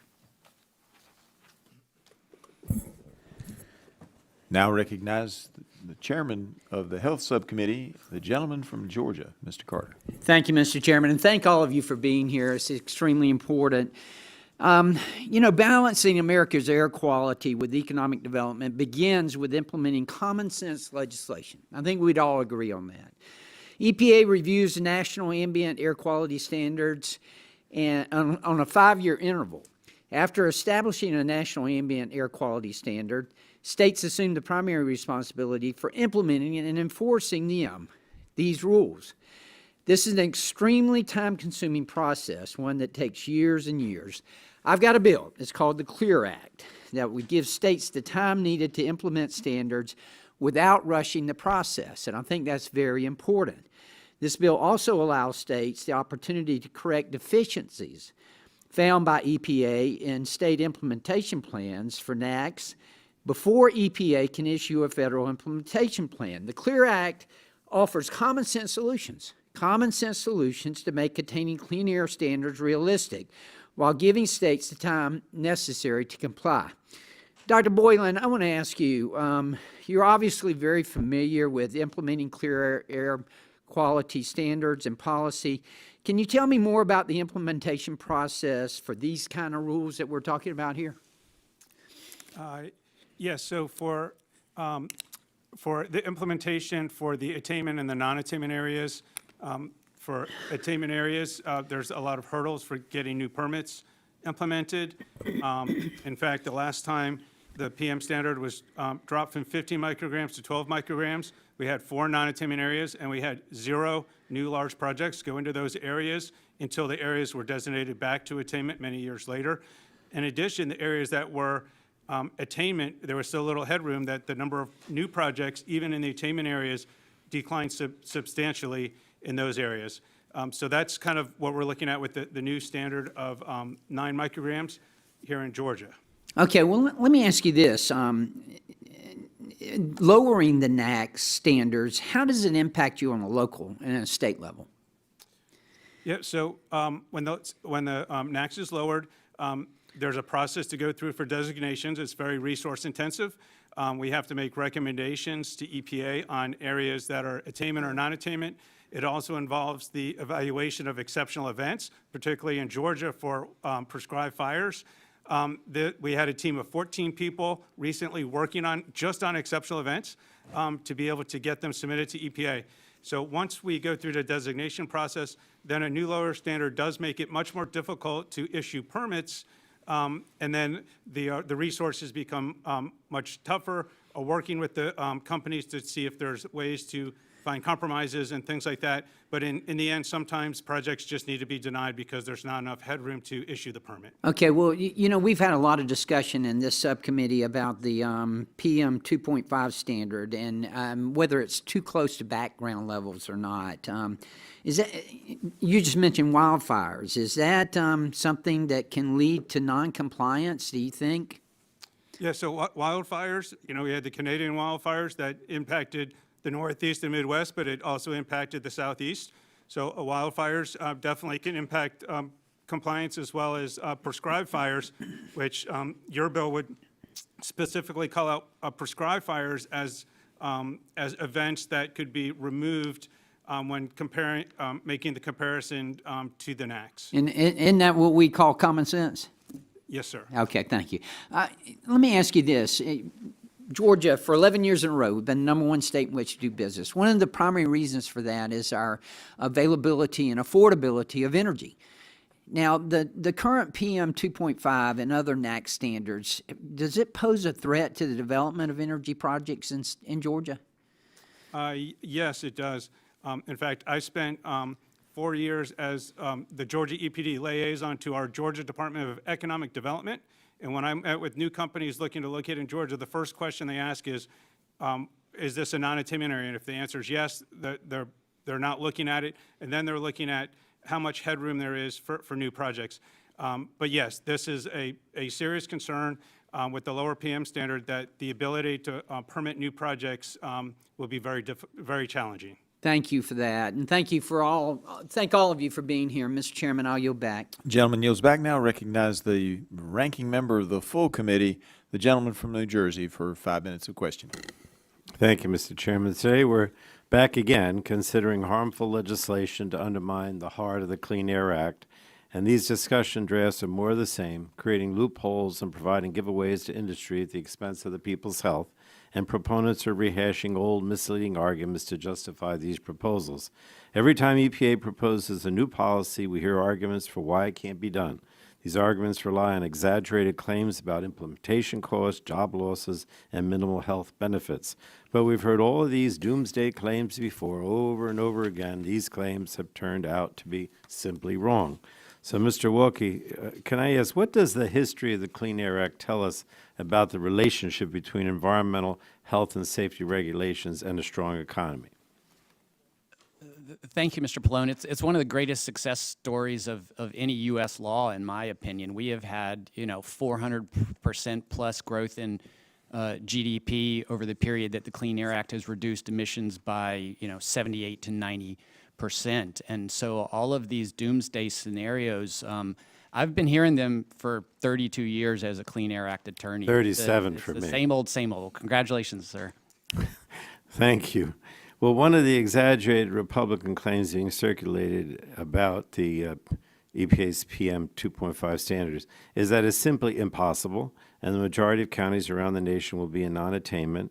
Of course, this is at odds with EPA's own analysis. We have this map here, and if you look at it, it clearly shows that the overwhelming majority of the United States is in light green, and these are the counties that already meet EPA's more protective standard.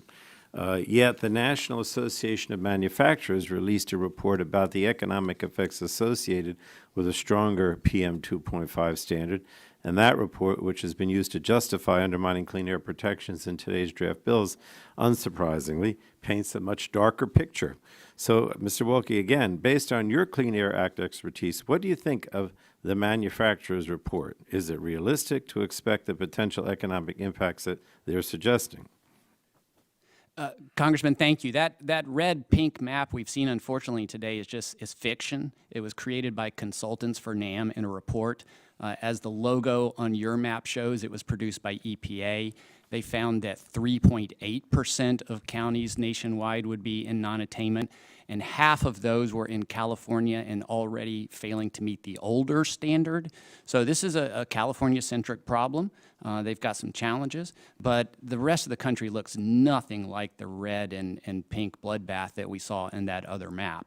Let me say one thing about headroom, too. Headroom is a concept that says a new plant should be able to come in and become built and permitted very often at the expense of existing businesses and facilities that are already in that area. If you allow a new plant to come in that does not have modern air pollution controls, that shifts the burden to the existing plants and facilities that are being asked to do more. That's not the way the law works. This bill doesn't actually eliminate the permitting program, so I think something else is going on. I think they are actually targeting the PM 2.5 standard and, like the Trump administration, really aiming to make it go away. Well, thank you. I agree with you. Since the beginning of the Clean Air Act, polluters have been crying wolf every time EPA has issued a new rule to protect public health, and they claim time and again that a new clean air rule will lead to economic ruin. But those claims never come true, and we know we can have a strong economy while cutting pollution and cleaning the air. Everything points to that. So these exaggerated claims are being used to justify this legislation, which I think is dangerous and will leave communities exposed to the harmful impacts of air pollution. And these Republican draft bills once again put corporate polluters over people and will make Americans sicker. Everyone has the right to clean and healthy air to breathe, and I think these drafts undermine that right, and that's why I will continue to oppose them for more than the 37 years. And thank you again. I yield back, Mr. Chairman. Gentleman yields back and now recognize the gentleman from Texas for 5 minutes. Thank you, Mr. Chairman. I'm going to come to you all with a simple yes or no answer. Mr. Whiteman, you're hearing about from the other side that we want to put polluters over people. Does that sound absurd, yes or no?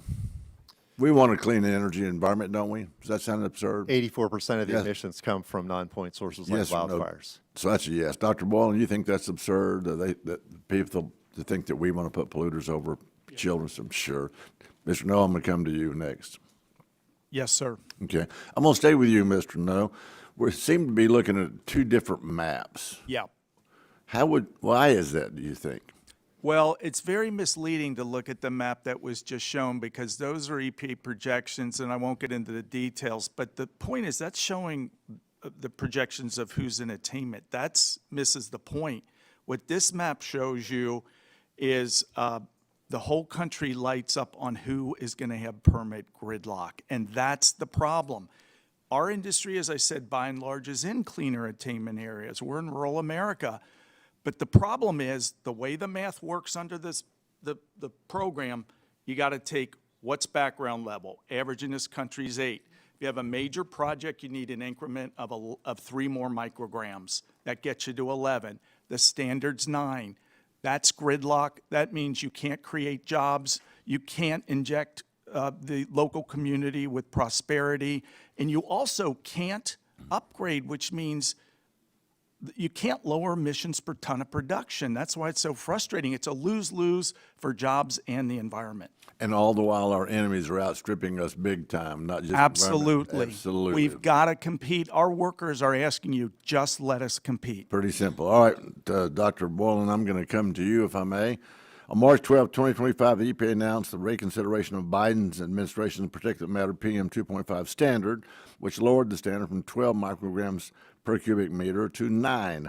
This committee, going back to the previous Congress, has expressed concerns that the 9 level simply is not attainable in many regions without bringing manufacturing, production, and infrastructure development to a halt. Did I mention our enemies are outstripping us right now?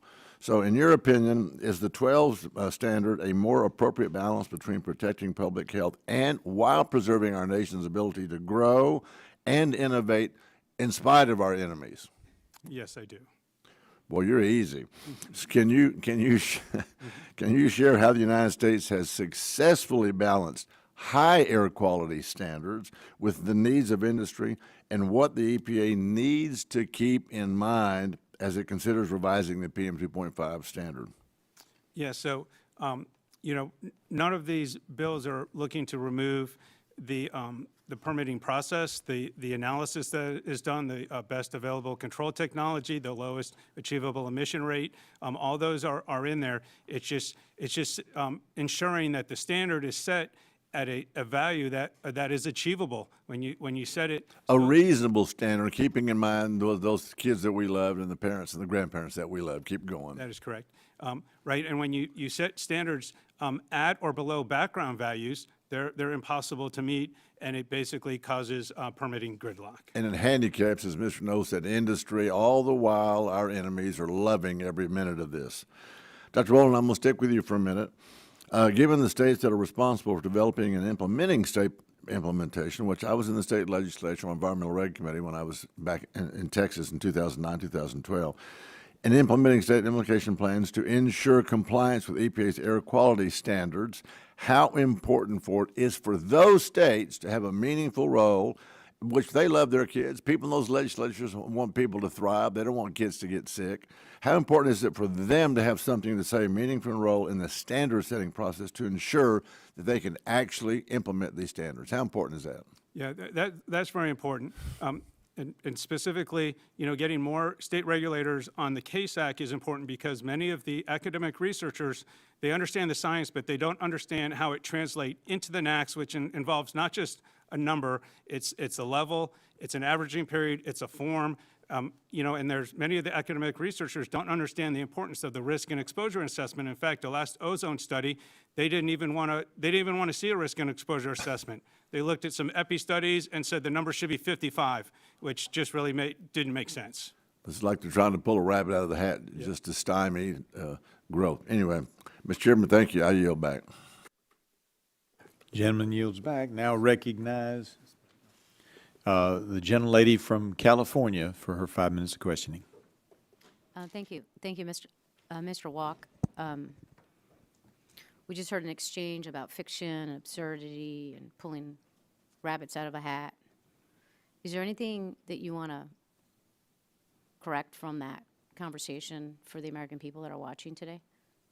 Sure, I'd like to, address this constant charge of permitting gridlock. That word has been that term has been used a lot today. What you won't find for it is the evidence in testimony presented today or in the prior 2 hearings that would remotely justify eliminating Americans' right to safe air over some problems that have been identified. This system's not perfect. They've given us some examples of things that should be improved. But in the exchange that just happened, I think we had something really useful happen that I want to bring attention to. And one of the answers to Mr. Weber's question, it became clear that permitting gridlock is just a euphemism for eliminating the right to safe air by claiming that it's not attainable or that we should be considering feasible costs. Excuse me, sir. No, it's Ms. being Barragon's time. Go ahead, sir, and I expect to have that extra time. Yes, ma'am. And so I do want to emphasize that the focus on implementation and permitting in particular, where Dr. Boylan correctly said that this does not change the permit process, okay, in the implementation section of the bill. Rather, it's the attack on the health foundation of setting standards that guarantees Americans' right to safe air.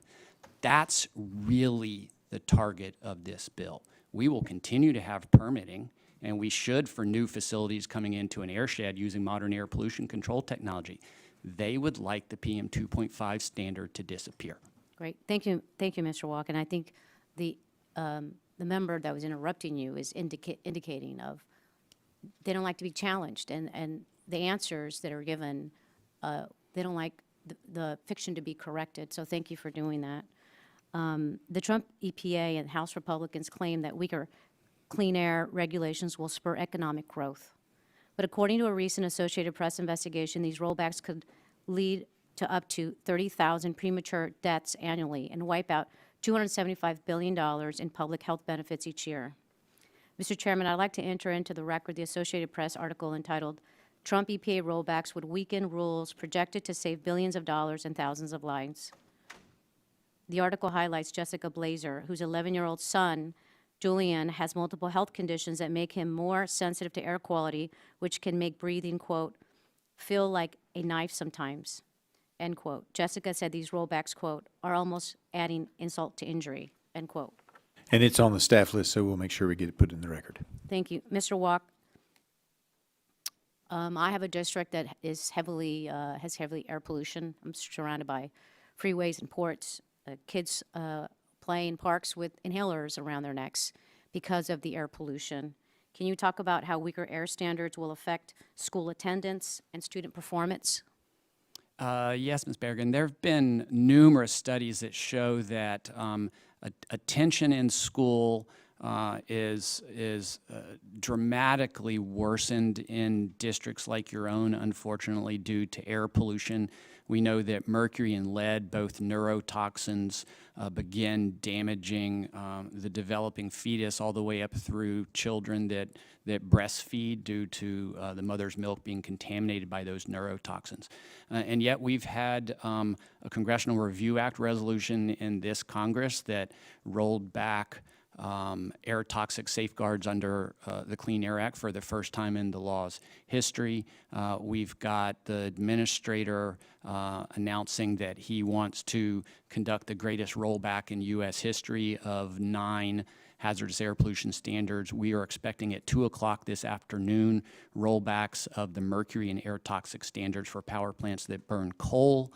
And all of these rollbacks will have devastating impacts on the health of children, sending them to ERs, causing them to miss school, causing them to suffer learning deficiencies, and even, saddling them from an early life with diminished IQ as a result of damage that was done to them before they were even born.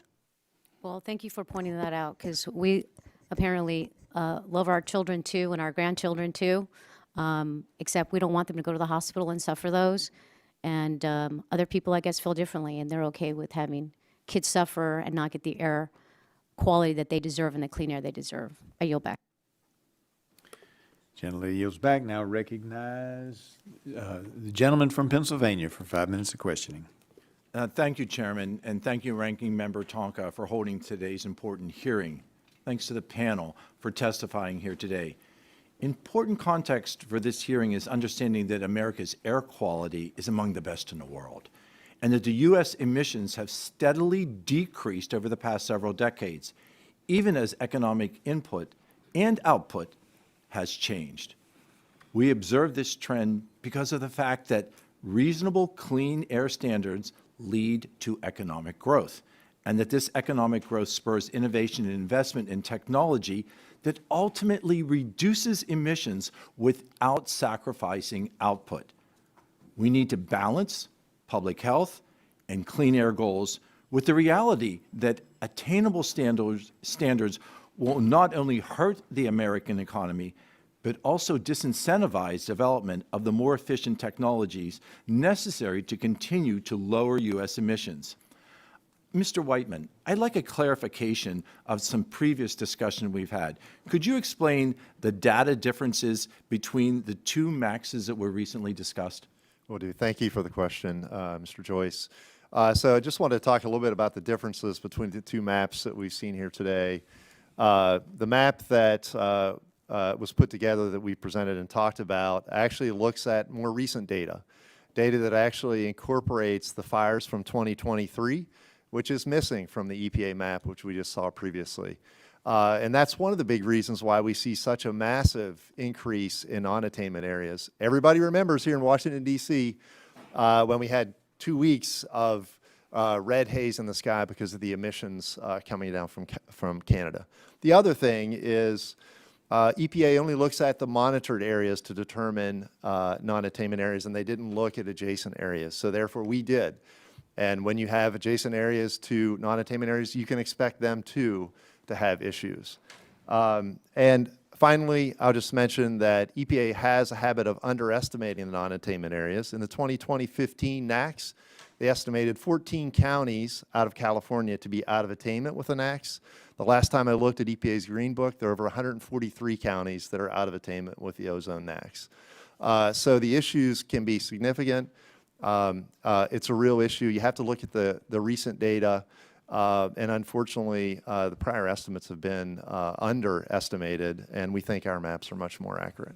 Thank you for that clarification. Dr. Boylan, in your testimony, you discuss how the lack of headroom in some areas due to the stringent 2024 annual PM 2.5 standards hurts economic development, even in attainment areas that comply with the current NAAQS. Can you discuss how these overly burdensome standards can prevent the permitting and development of innovative projects such as data centers that we desperately need? Yes, so it goes back to the headroom issue with the map. If you looked at the map in Georgia, it had a lot of red areas and then a lot of pink areas, making it very difficult, the pink areas being the attainment areas. With so little headroom and the amount of energy that is going to be required for these data centers, it's going to be very challenging to be able to permit all the new power generation that is going to be needed to power this industry. By creating an inhospitable environment for these projects, data centers you mentioned, we will lose out on investment in American innovation to countries like China, which lacks truly any meaningful environmental regulations. Dr. Boylan, would you agree that ceding our investment opportunities to foreign adversaries who do not have clean air requirements not only harms the U.S. economy, but is incompatible with the ultimate goal of protecting the environment? Yes, I would agree with that. Mr. Whiteman, do overly aggressive and burdensome environmental regulations threaten our global competitiveness? They're really challenging. They're micromanaging businesses and aren't providing the opportunities for us to innovate, which we do best. In the same vein, in order to encourage investment and project sponsors, they need to have the predictability when they choose to invest their resources that will not be burdened with unforeseen costs. Unfortunately, PSD projects that submitted previously but not finalized before the effective date of tighter standards are not grandfathered in will be forced to invest resources to update their permitting. Dr. Boylan, how will giving more flexibility to projects that are already engaged in the permitting process benefit both the states and the industry stakeholders? Yes, so you're correct that there's no grandfathering in. The grandfathering would allow projects that have already in the permitting process to continue through that process and finish them out. So it'd save a lot of resources for states and industry, and rather than having to go back to the drawing board and starting from scratch again. So short answer, grandfathering in will speed up the process. Yes, that is correct. Thank you, Mr. Chairman. My time has expired. I yield back. I now recognize the gentleman from Florida for his 5 minutes of questioning. Thank you, Chairman. You know, in Florida, we're peninsula.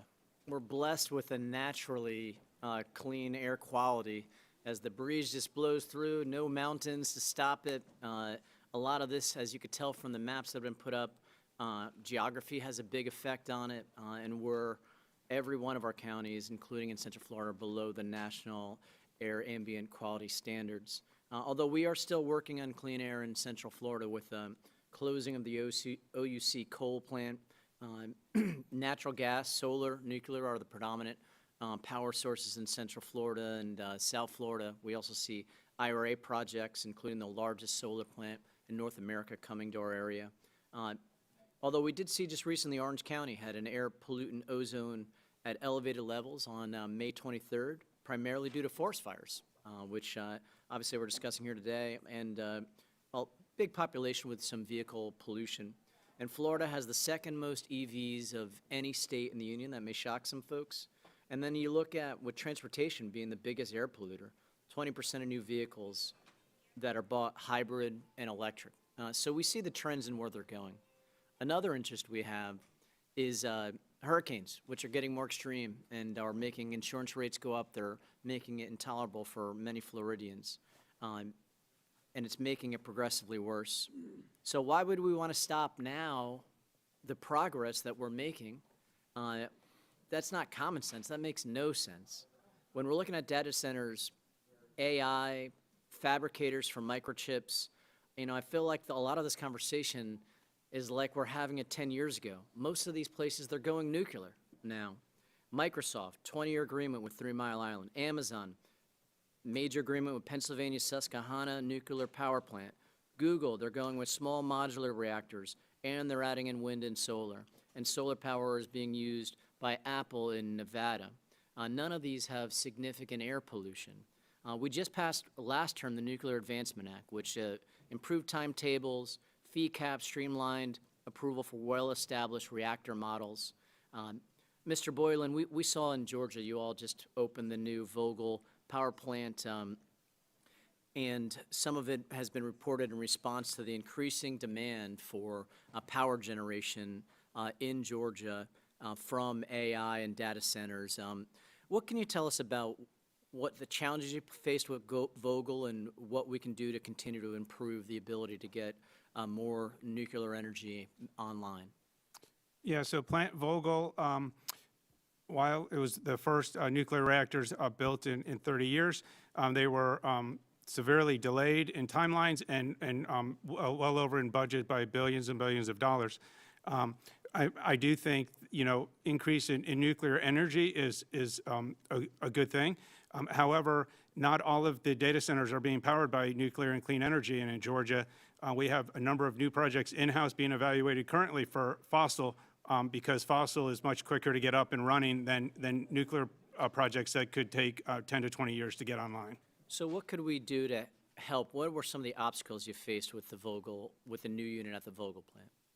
Well, so as far as, like you mentioned, Plant Vogtle is a nuclear plant. It doesn't have a lot of air emissions. We don't actually issue permits for Plant Vogtle. It's regulated through the Nuclear Regulatory Commission. What we do issue are very minor permits for backup generators and things like that. And so that was not a major permitting project for Georgia. But those are things that we have to improve upon if we're going to continue to provide this power. We saw NOAA, through the Climate Program Office, state that fires were 25% of all days with unhealthy ozone levels. Mr. Walke, what is the danger if we remove wildfire smoke and wildfire pollution from air quality standards? So Senator Inhofe amended the Clean Air Act, 20 years ago to ensure that wildfire smoke did not count towards violations of air quality standards.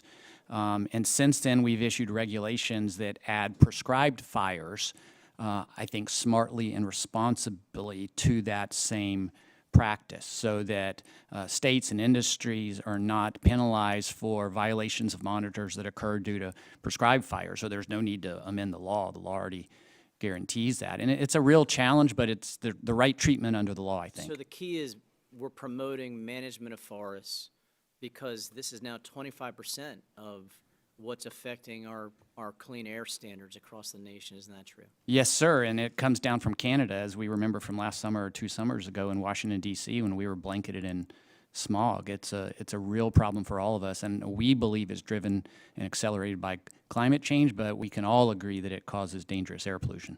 Thank you. I yield back. Gentleman yields back. Now recognize the gentlelady of North Dakota for 5 minutes of questioning. Excellent. Thank you, Mr. Chairman. Thank you all for sharing your expertise with us today. Appreciate this really informative discussion. So North Dakota, where I'm from, is one of only 4 states that has never violated a federal ambient air standard. And we do that while being one of the largest energy producers in the country. Yet, North Dakota our state opposed the NAAQS rule change. In fact, we joined more than half the states that sued against this new standard. At the heart of this matter is the health assumptions and the modeling. We all agree that we want clean air for our kids, for our grandkids. It's offensive to suggest that some don't agree with that, and I take great offense at those suggestions. We all share that. But we also can all agree that you can get a model to say just about anything you want. And so what's at the core of this disagreement is the health assumptions. That's what my state focused on. Some in the opposition from our Department of Environmental Quality was opposition to some of the technical flaws in the health modeling. Specifically, they failed to use actual models, actual air quality versus modeled air quality data.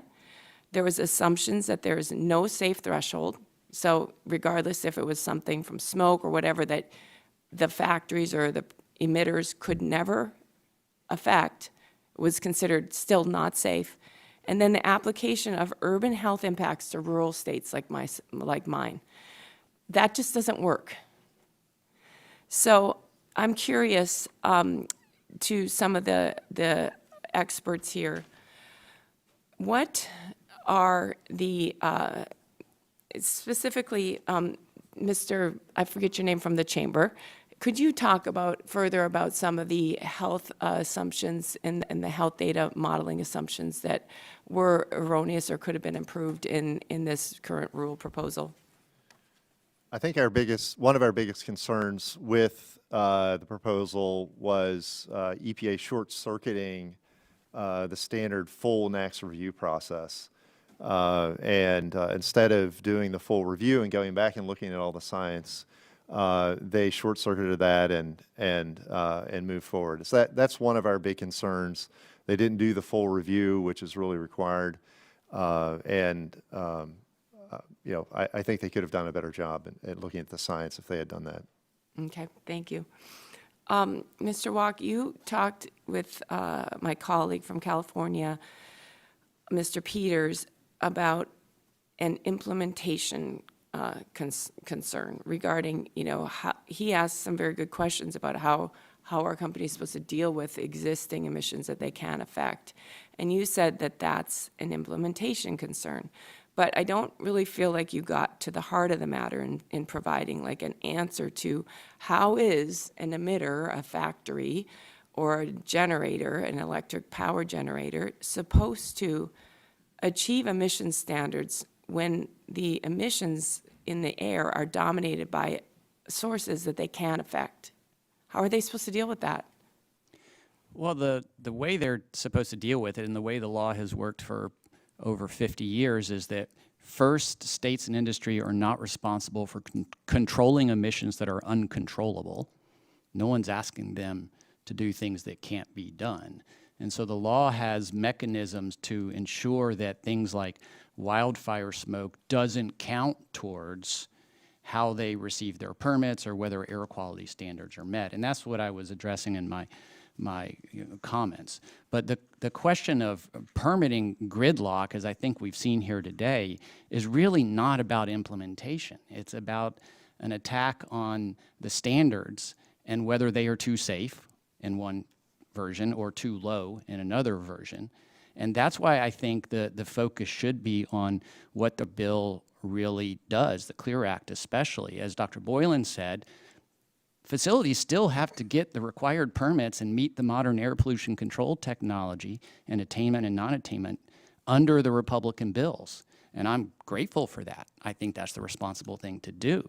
But why doesn't that lead to permit gridlock just as much as requiring it for a safer standard? So the attack is really on the safer standards because we're still requiring permits.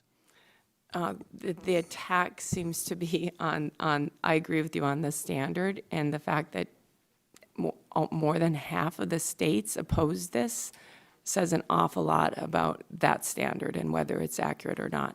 Thank you. I yield back.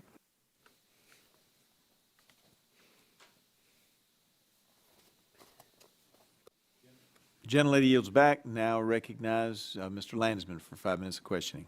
Thank you, Mr. Chairman, and thank you to all of our witnesses for being here and engaging. The proposal that we're discussing today could fundamentally change the way air quality standards are pursued, implemented in this country, and that has enormous implications for our children, our families, our communities.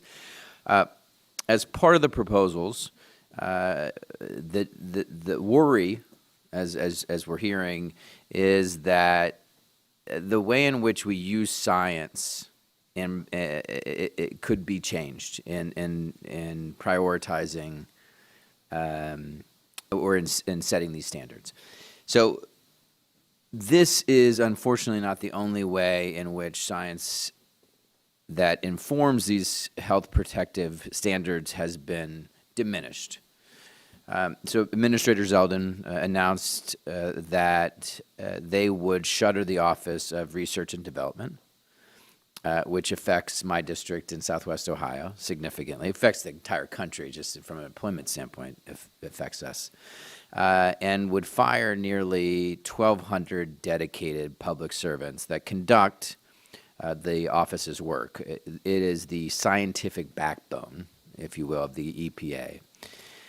Not only will this plan have a negative impact on the research conducted by the agencies, but the actions have real impact on, again, my district, our constituents. Mr. Walke, how does the EPA's work with thin ORD inform EPA's work to address air pollution? Thank you, Congressman. The Office of Research and Development scientists' work touches on every aspect of air pollution control at EPA in ways that you couldn't even describe in a full day's hearing, with the intricacy of the analysis and the world-class research. And it was just, even to me, breathtakingly reckless that they would shutter that office, far more extreme than anything they did in the first term. Just 2 days ago, they announced quietly that they're canceling a world-class air quality research lab in North Carolina. It didn't get much attention, but this is a systematic attack on the science and the scientists that inform health safeguards and protections for the American people. I had heard somewhere recently that government sometimes is in the business of providing investments and supporting folks and trying to improve their lives, but it's also about mitigating risk, these societal risks that if government doesn't stand in the way or try to mitigate those risks, terrible things will happen. And I'm curious, based on your extensive experience, what are the implications of shuttering ORD? I mean, what are the risks that we will start to deal with because we're no longer using ORD? So ORD, among other things, provides invaluable research into the hazards and harms of classes and chemicals like PCBs and dioxins and other chemicals that make their way into products that go into consumer products and can get into the food supply and the water supply. And so they are, the scientific canary in the coal mine that alerts us to those future risks, while at the same time providing the legwork for the scientific studies and analysis that goes into trying to protect us against deadly levels of PM 2.5 pollution, alerting us to new chemical risks that we haven't even known about. It's hard to keep up with industry and industrious chemists in this country, and ORD is in part our bulwark against that, trying to provide the government with a fair assessment of dangerous chemicals before they get into the marketplace and end up in our food and shampoo and water and places that we can't do anything about. And who benefits? I mean, obviously, this is a committee that has, there's bipartisan support for permitting reform and getting things done, built faster. You also want to make sure that we're using science and research to inform how we protect people. Undermining that obviously has a negative impact on kids, families, all of us. Who benefits? I mean, why do this? Congressman, honestly, I don't think anyone benefits unless you adopt kind of a short-term quarterly mentality that profits and the stock values are important, because really it's companies producing the chemicals and pushing them out into the marketplace that now we're facing shorter, abbreviated, inadequate reviews. It doesn't help their families or their workers to have that happen. Or long-term, their businesses. Thank you, and I yield back. Gentleman is back. Now recognize the gentlelady from Iowa for her 5 minutes of questioning. Thank you, Chairman Griffith and Ranking Member Tonko, for holding this important hearing today. And I also want to thank our witnesses for appearing before the subcommittee. Over the past 2 decades, the U.S. has proven that environmental progress and economic growth aren't mutually exclusive. We've dramatically improved air quality while expanding energy output. In Iowa, our farmers and manufacturers rely on stable, smart policy to keep innovating and growing, and also to compete economically around the globe. As we look to the future, any new regulations must support, not stifle, the backbone industries of our heartland. Mr. Boylan, the discussion draft before the subcommittee today reforms several counterintuitive and outdated portions of the NAAQS program, NAAQS, excuse me. For example, it extends the timelines to conduct the NAAQS process from 5 to 10 years. How many times has the EPA completed a NAAQS review within the statutory mandated 5 years? As far as I know, the 2020 review was last reviewed in 2015, which would have been one time, but technically it was actually 5 years and 3 months. So even technically, that one didn't make the 5 years. So, and as someone who has served on CASAC, can you explain to the committee why it's such an important role and your thoughts on increasing state representation? Yes. So typically, the CASAC is more academic researchers who understand the underlying science, but they don't really understand how the underlying science is translated into the NAAQS. From that standpoint, the NAAQS includes an averaging period, a form, a statistical form, and a level, and an indicator pollutant. And that is understood through a risk and exposure assessment, and many of the academic researchers don't understand the value of the risk and exposure assessment, which basically translates the basic science into an equivalent NAAQS. And a lot of state regulators deal with design values every single day and really understand that. That's why we should have more state regulators on there. As a physician who's been both in academic medicine as well as in the field, if you say, in the community, I certainly understand and would echo that sentiment. Can you tell me how the exceptional event process has unfolded in Georgia? Yes, so in Georgia, as the map was showing, we have a lot of red areas. Many of those areas for PM 2.5, some of those were caused by Canadian wildfires, but a majority of them were caused by prescribed burns, where we burn 1.5 million acres per year to prevent the wildfires, and it's been a very successful program. But I will say that the amount of exceptional events we've had to do. We actually recently turned in 129 exceptional events to EPA for approval, the majority of which were prescribed fire, some were Canadian wildfire, and it was a huge resource. We had 14 people on my staff working on this project over the last year and a half, and now we're actually turning to do exceptional events for the 2024 data. It's almost a never-ending process. And with the process of extending timelines or the PM 2.5, would that hamper you from being able to do prescribed burns to prevent drastic wildfires? I'm sorry, so could you repeat the question? I'm sorry. The EPA's guidelines on PM 2.5. So the standards, yeah, so if EPA has not yet approved any of our exceptional events, and so I don't know if I can answer, if they can approve the exceptional events, that would be great. Right now, the exceptional events are not part of the Clean Air Act. In fact, the description of exceptional events is almost contrary to prescribed burning, and that is the reason why I feel strongly that specifically prescribed burning should be added into the act. So you answered my question, so thank you for that. Mr. No, in your testimony, you described the permitting gridlock crisis that occurs when a NAAQS is changed. How does the immediate application of the revised PM 2.5 NAAQS to PSD permitting in attainment areas contribute to permitting gridlock, despite those areas still meeting the new standard? Thank you, Congresswoman. I think the map shows it best because so much of the country lights up either in red non-attainment or even these attainment areas where you've got permit gridlock now pink. But I'll tell you, I put a chart in my written statement on page 15 that's complicated, but it makes a really important point. This really is the first time in the history of the Clean Air Act where the permit gridlock problem is unique, because this is the first time in the history of the Clean Air Act where the standard is so low, it's literally one click above background levels, that are the average level in the U.S.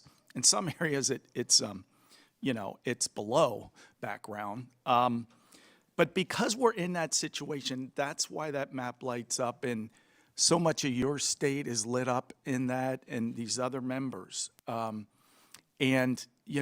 That's a shame, not just for jobs, again, and the economy. That's a shame for progress, because the typical project's going to bring efficiency, which is lower emissions per ton of production. We all should want the modernization of our manufacturing sector. Thank you. My time's expired. I yield back. Gentlelady yields back. Now recognize the gentleman from Louisiana for his 5 minutes of questioning. Thank you, Mr. Chairman, and thank our witnesses for being here today. I've heard repeatedly said from my colleagues on the other side of the aisle that we have the best air quality in the world. According to IQ Air Global Rankings, shows that major U.S. cities frequently fall outside the world's top cleanest, demonstrating that that statement is not correct. Meanwhile, some countries and territories like Bahamas, Bermuda, and New Zealand consistently outperform the U.S. in terms of cleaner air on average. We know that 1980 to 2006 emissions in carbon monoxide, sulfide dioxide, lead, and particulates in the U.S. have fallen lower under the Clean Act and EPA measures. Yet, we still are losing lives. Despite progress in chronic exposure to fine particulate matters in the U.S., still causes an estimated 100,000 to 200,000 premature deaths annually, which means we can do better. It's not a us against them. It's not a one or the other. We can do better. The notion that we have the cleanest air compared to what? People are still dying. People are still getting chronic diseases as a result of pollutants in the air. So we have nothing to celebrate. There's nothing to pat ourselves on the back about. I represent a community in Louisiana that unfortunately has the dubious distinction, and I hate even saying it because the pain associated with it, nicknamed Cancer Alley. It's an industrialized stretch along the Mississippi River which suffers from high cancer rates among residents, believed to be linked to industrial pollution. I've heard stories of people who lost their families. I've seen the pain and suffering of people who have talked about their loved ones who have died because of their close proximity. We can't accept a false choice between public health and economic growth. We can have both. Congress can and must work with both communities and industries to set fair, science-based solutions to pollution standards to protect people without shutting down jobs. Many companies are already stepping up. Many have a long way to go. Because cleaner technologies and responsible practices aren't just good for health, they're good for business. Communities must be safe, clean air, clean water. If we expect industry to survive, you have to have healthy employees.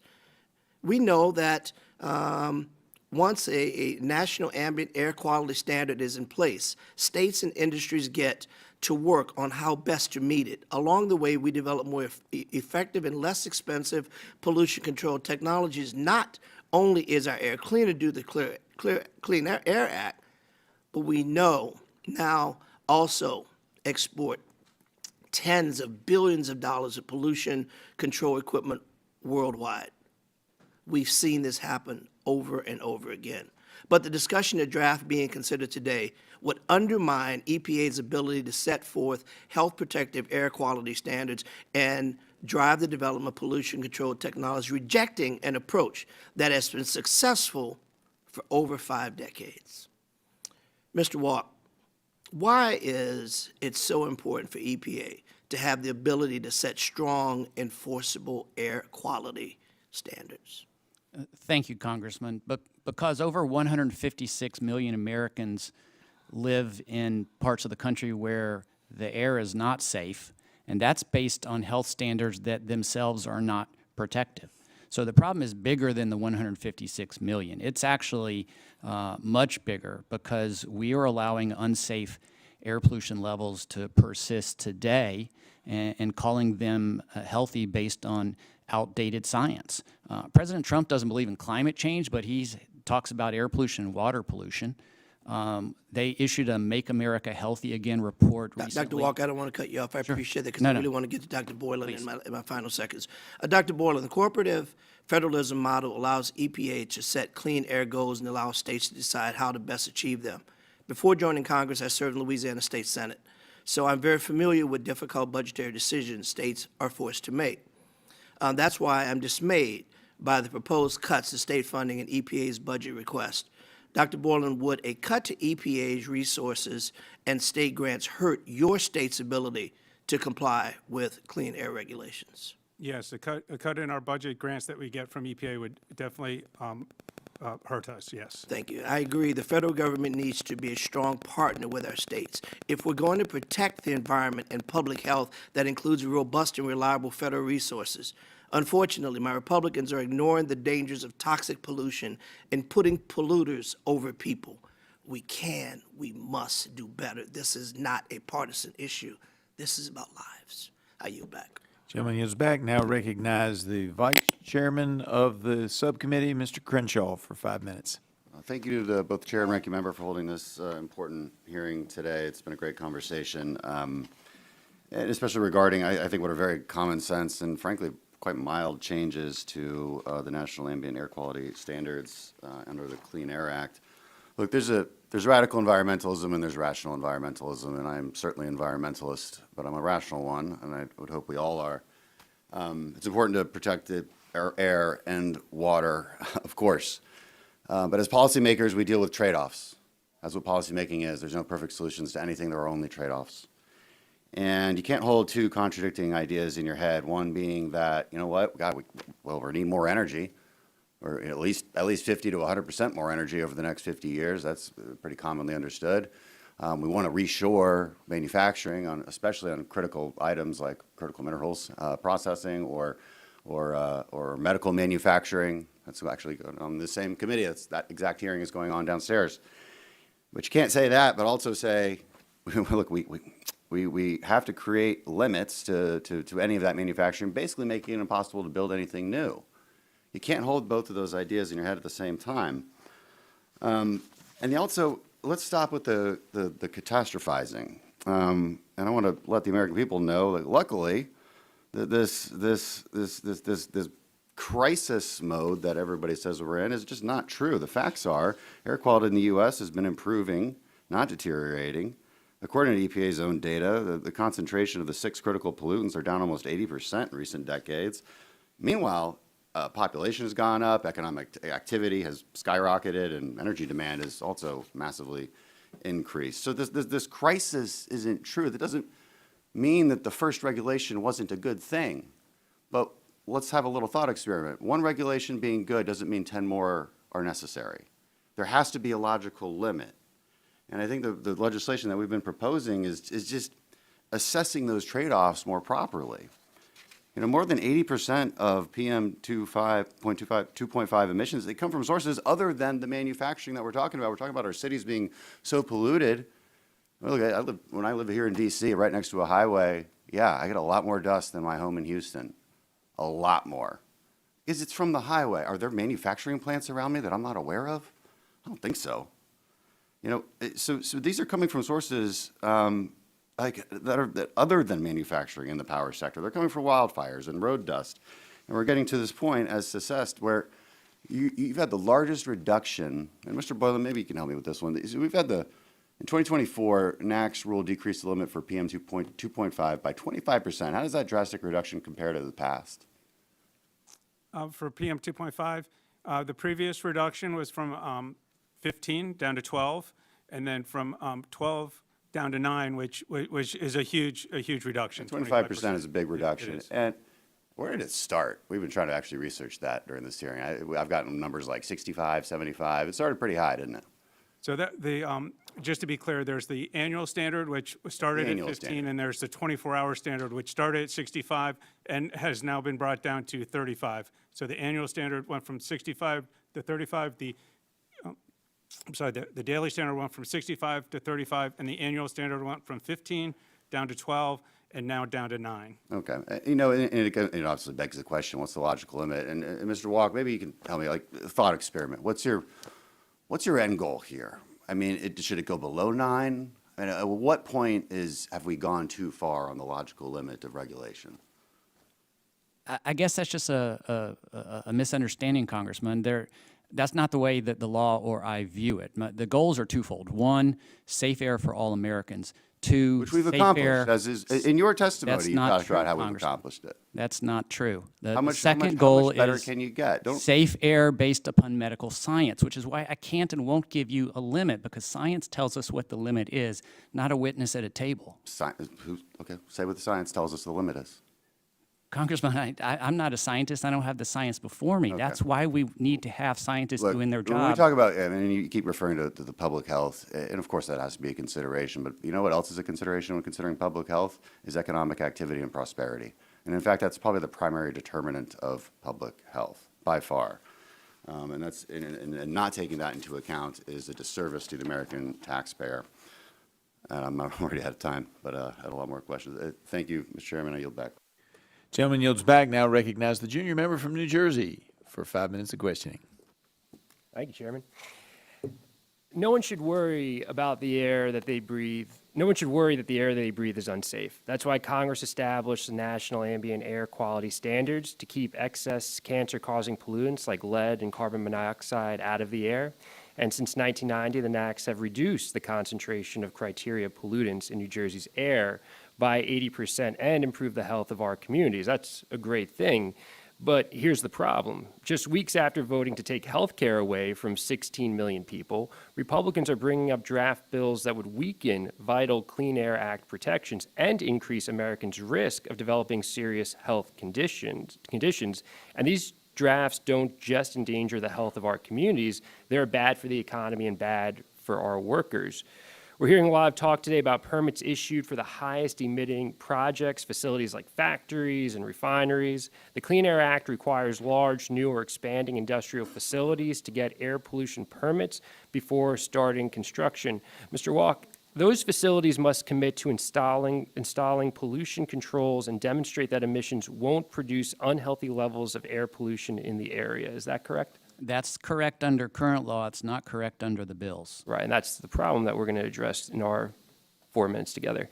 And if a polluting industrial facility would cause the area in which it operates to violate an air pollution standard, then it must do more to reduce or offset its emissions. Is that correct? That is correct, and under current law, that's before the plant is even built, so it has plenty of opportunity to get the right controls to get the right result.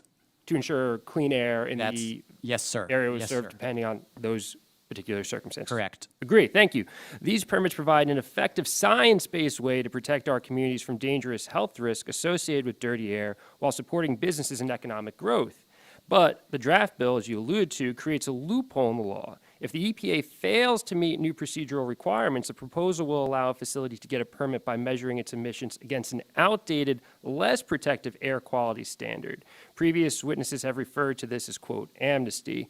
Mr. Walke, what is the practical effect of allowing a new facility to be permitted under an outdated standard? The effect is it pushes the pollution burden from the plant that will not meet the health standards onto two groups. The first group is the community and the public that lives around that plant. Right. The second group is other businesses that now will be required to reduce pollution more because we allowed a new plant to be built that's not doing its job.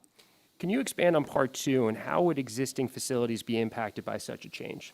Yes, sir. I mean, it's the Clean Air Act in attainment and non-attainment areas is a zero-sum game. Someone's got to come up with the reductions in order to meet the health standards. So if you're not requiring it of the new plant because you're giving them a pass or amnesty or whatever you want to call it, you're putting the burden on existing plants and constituents and companies in that area to make up for the added pollution that you have failed to address properly. Correct.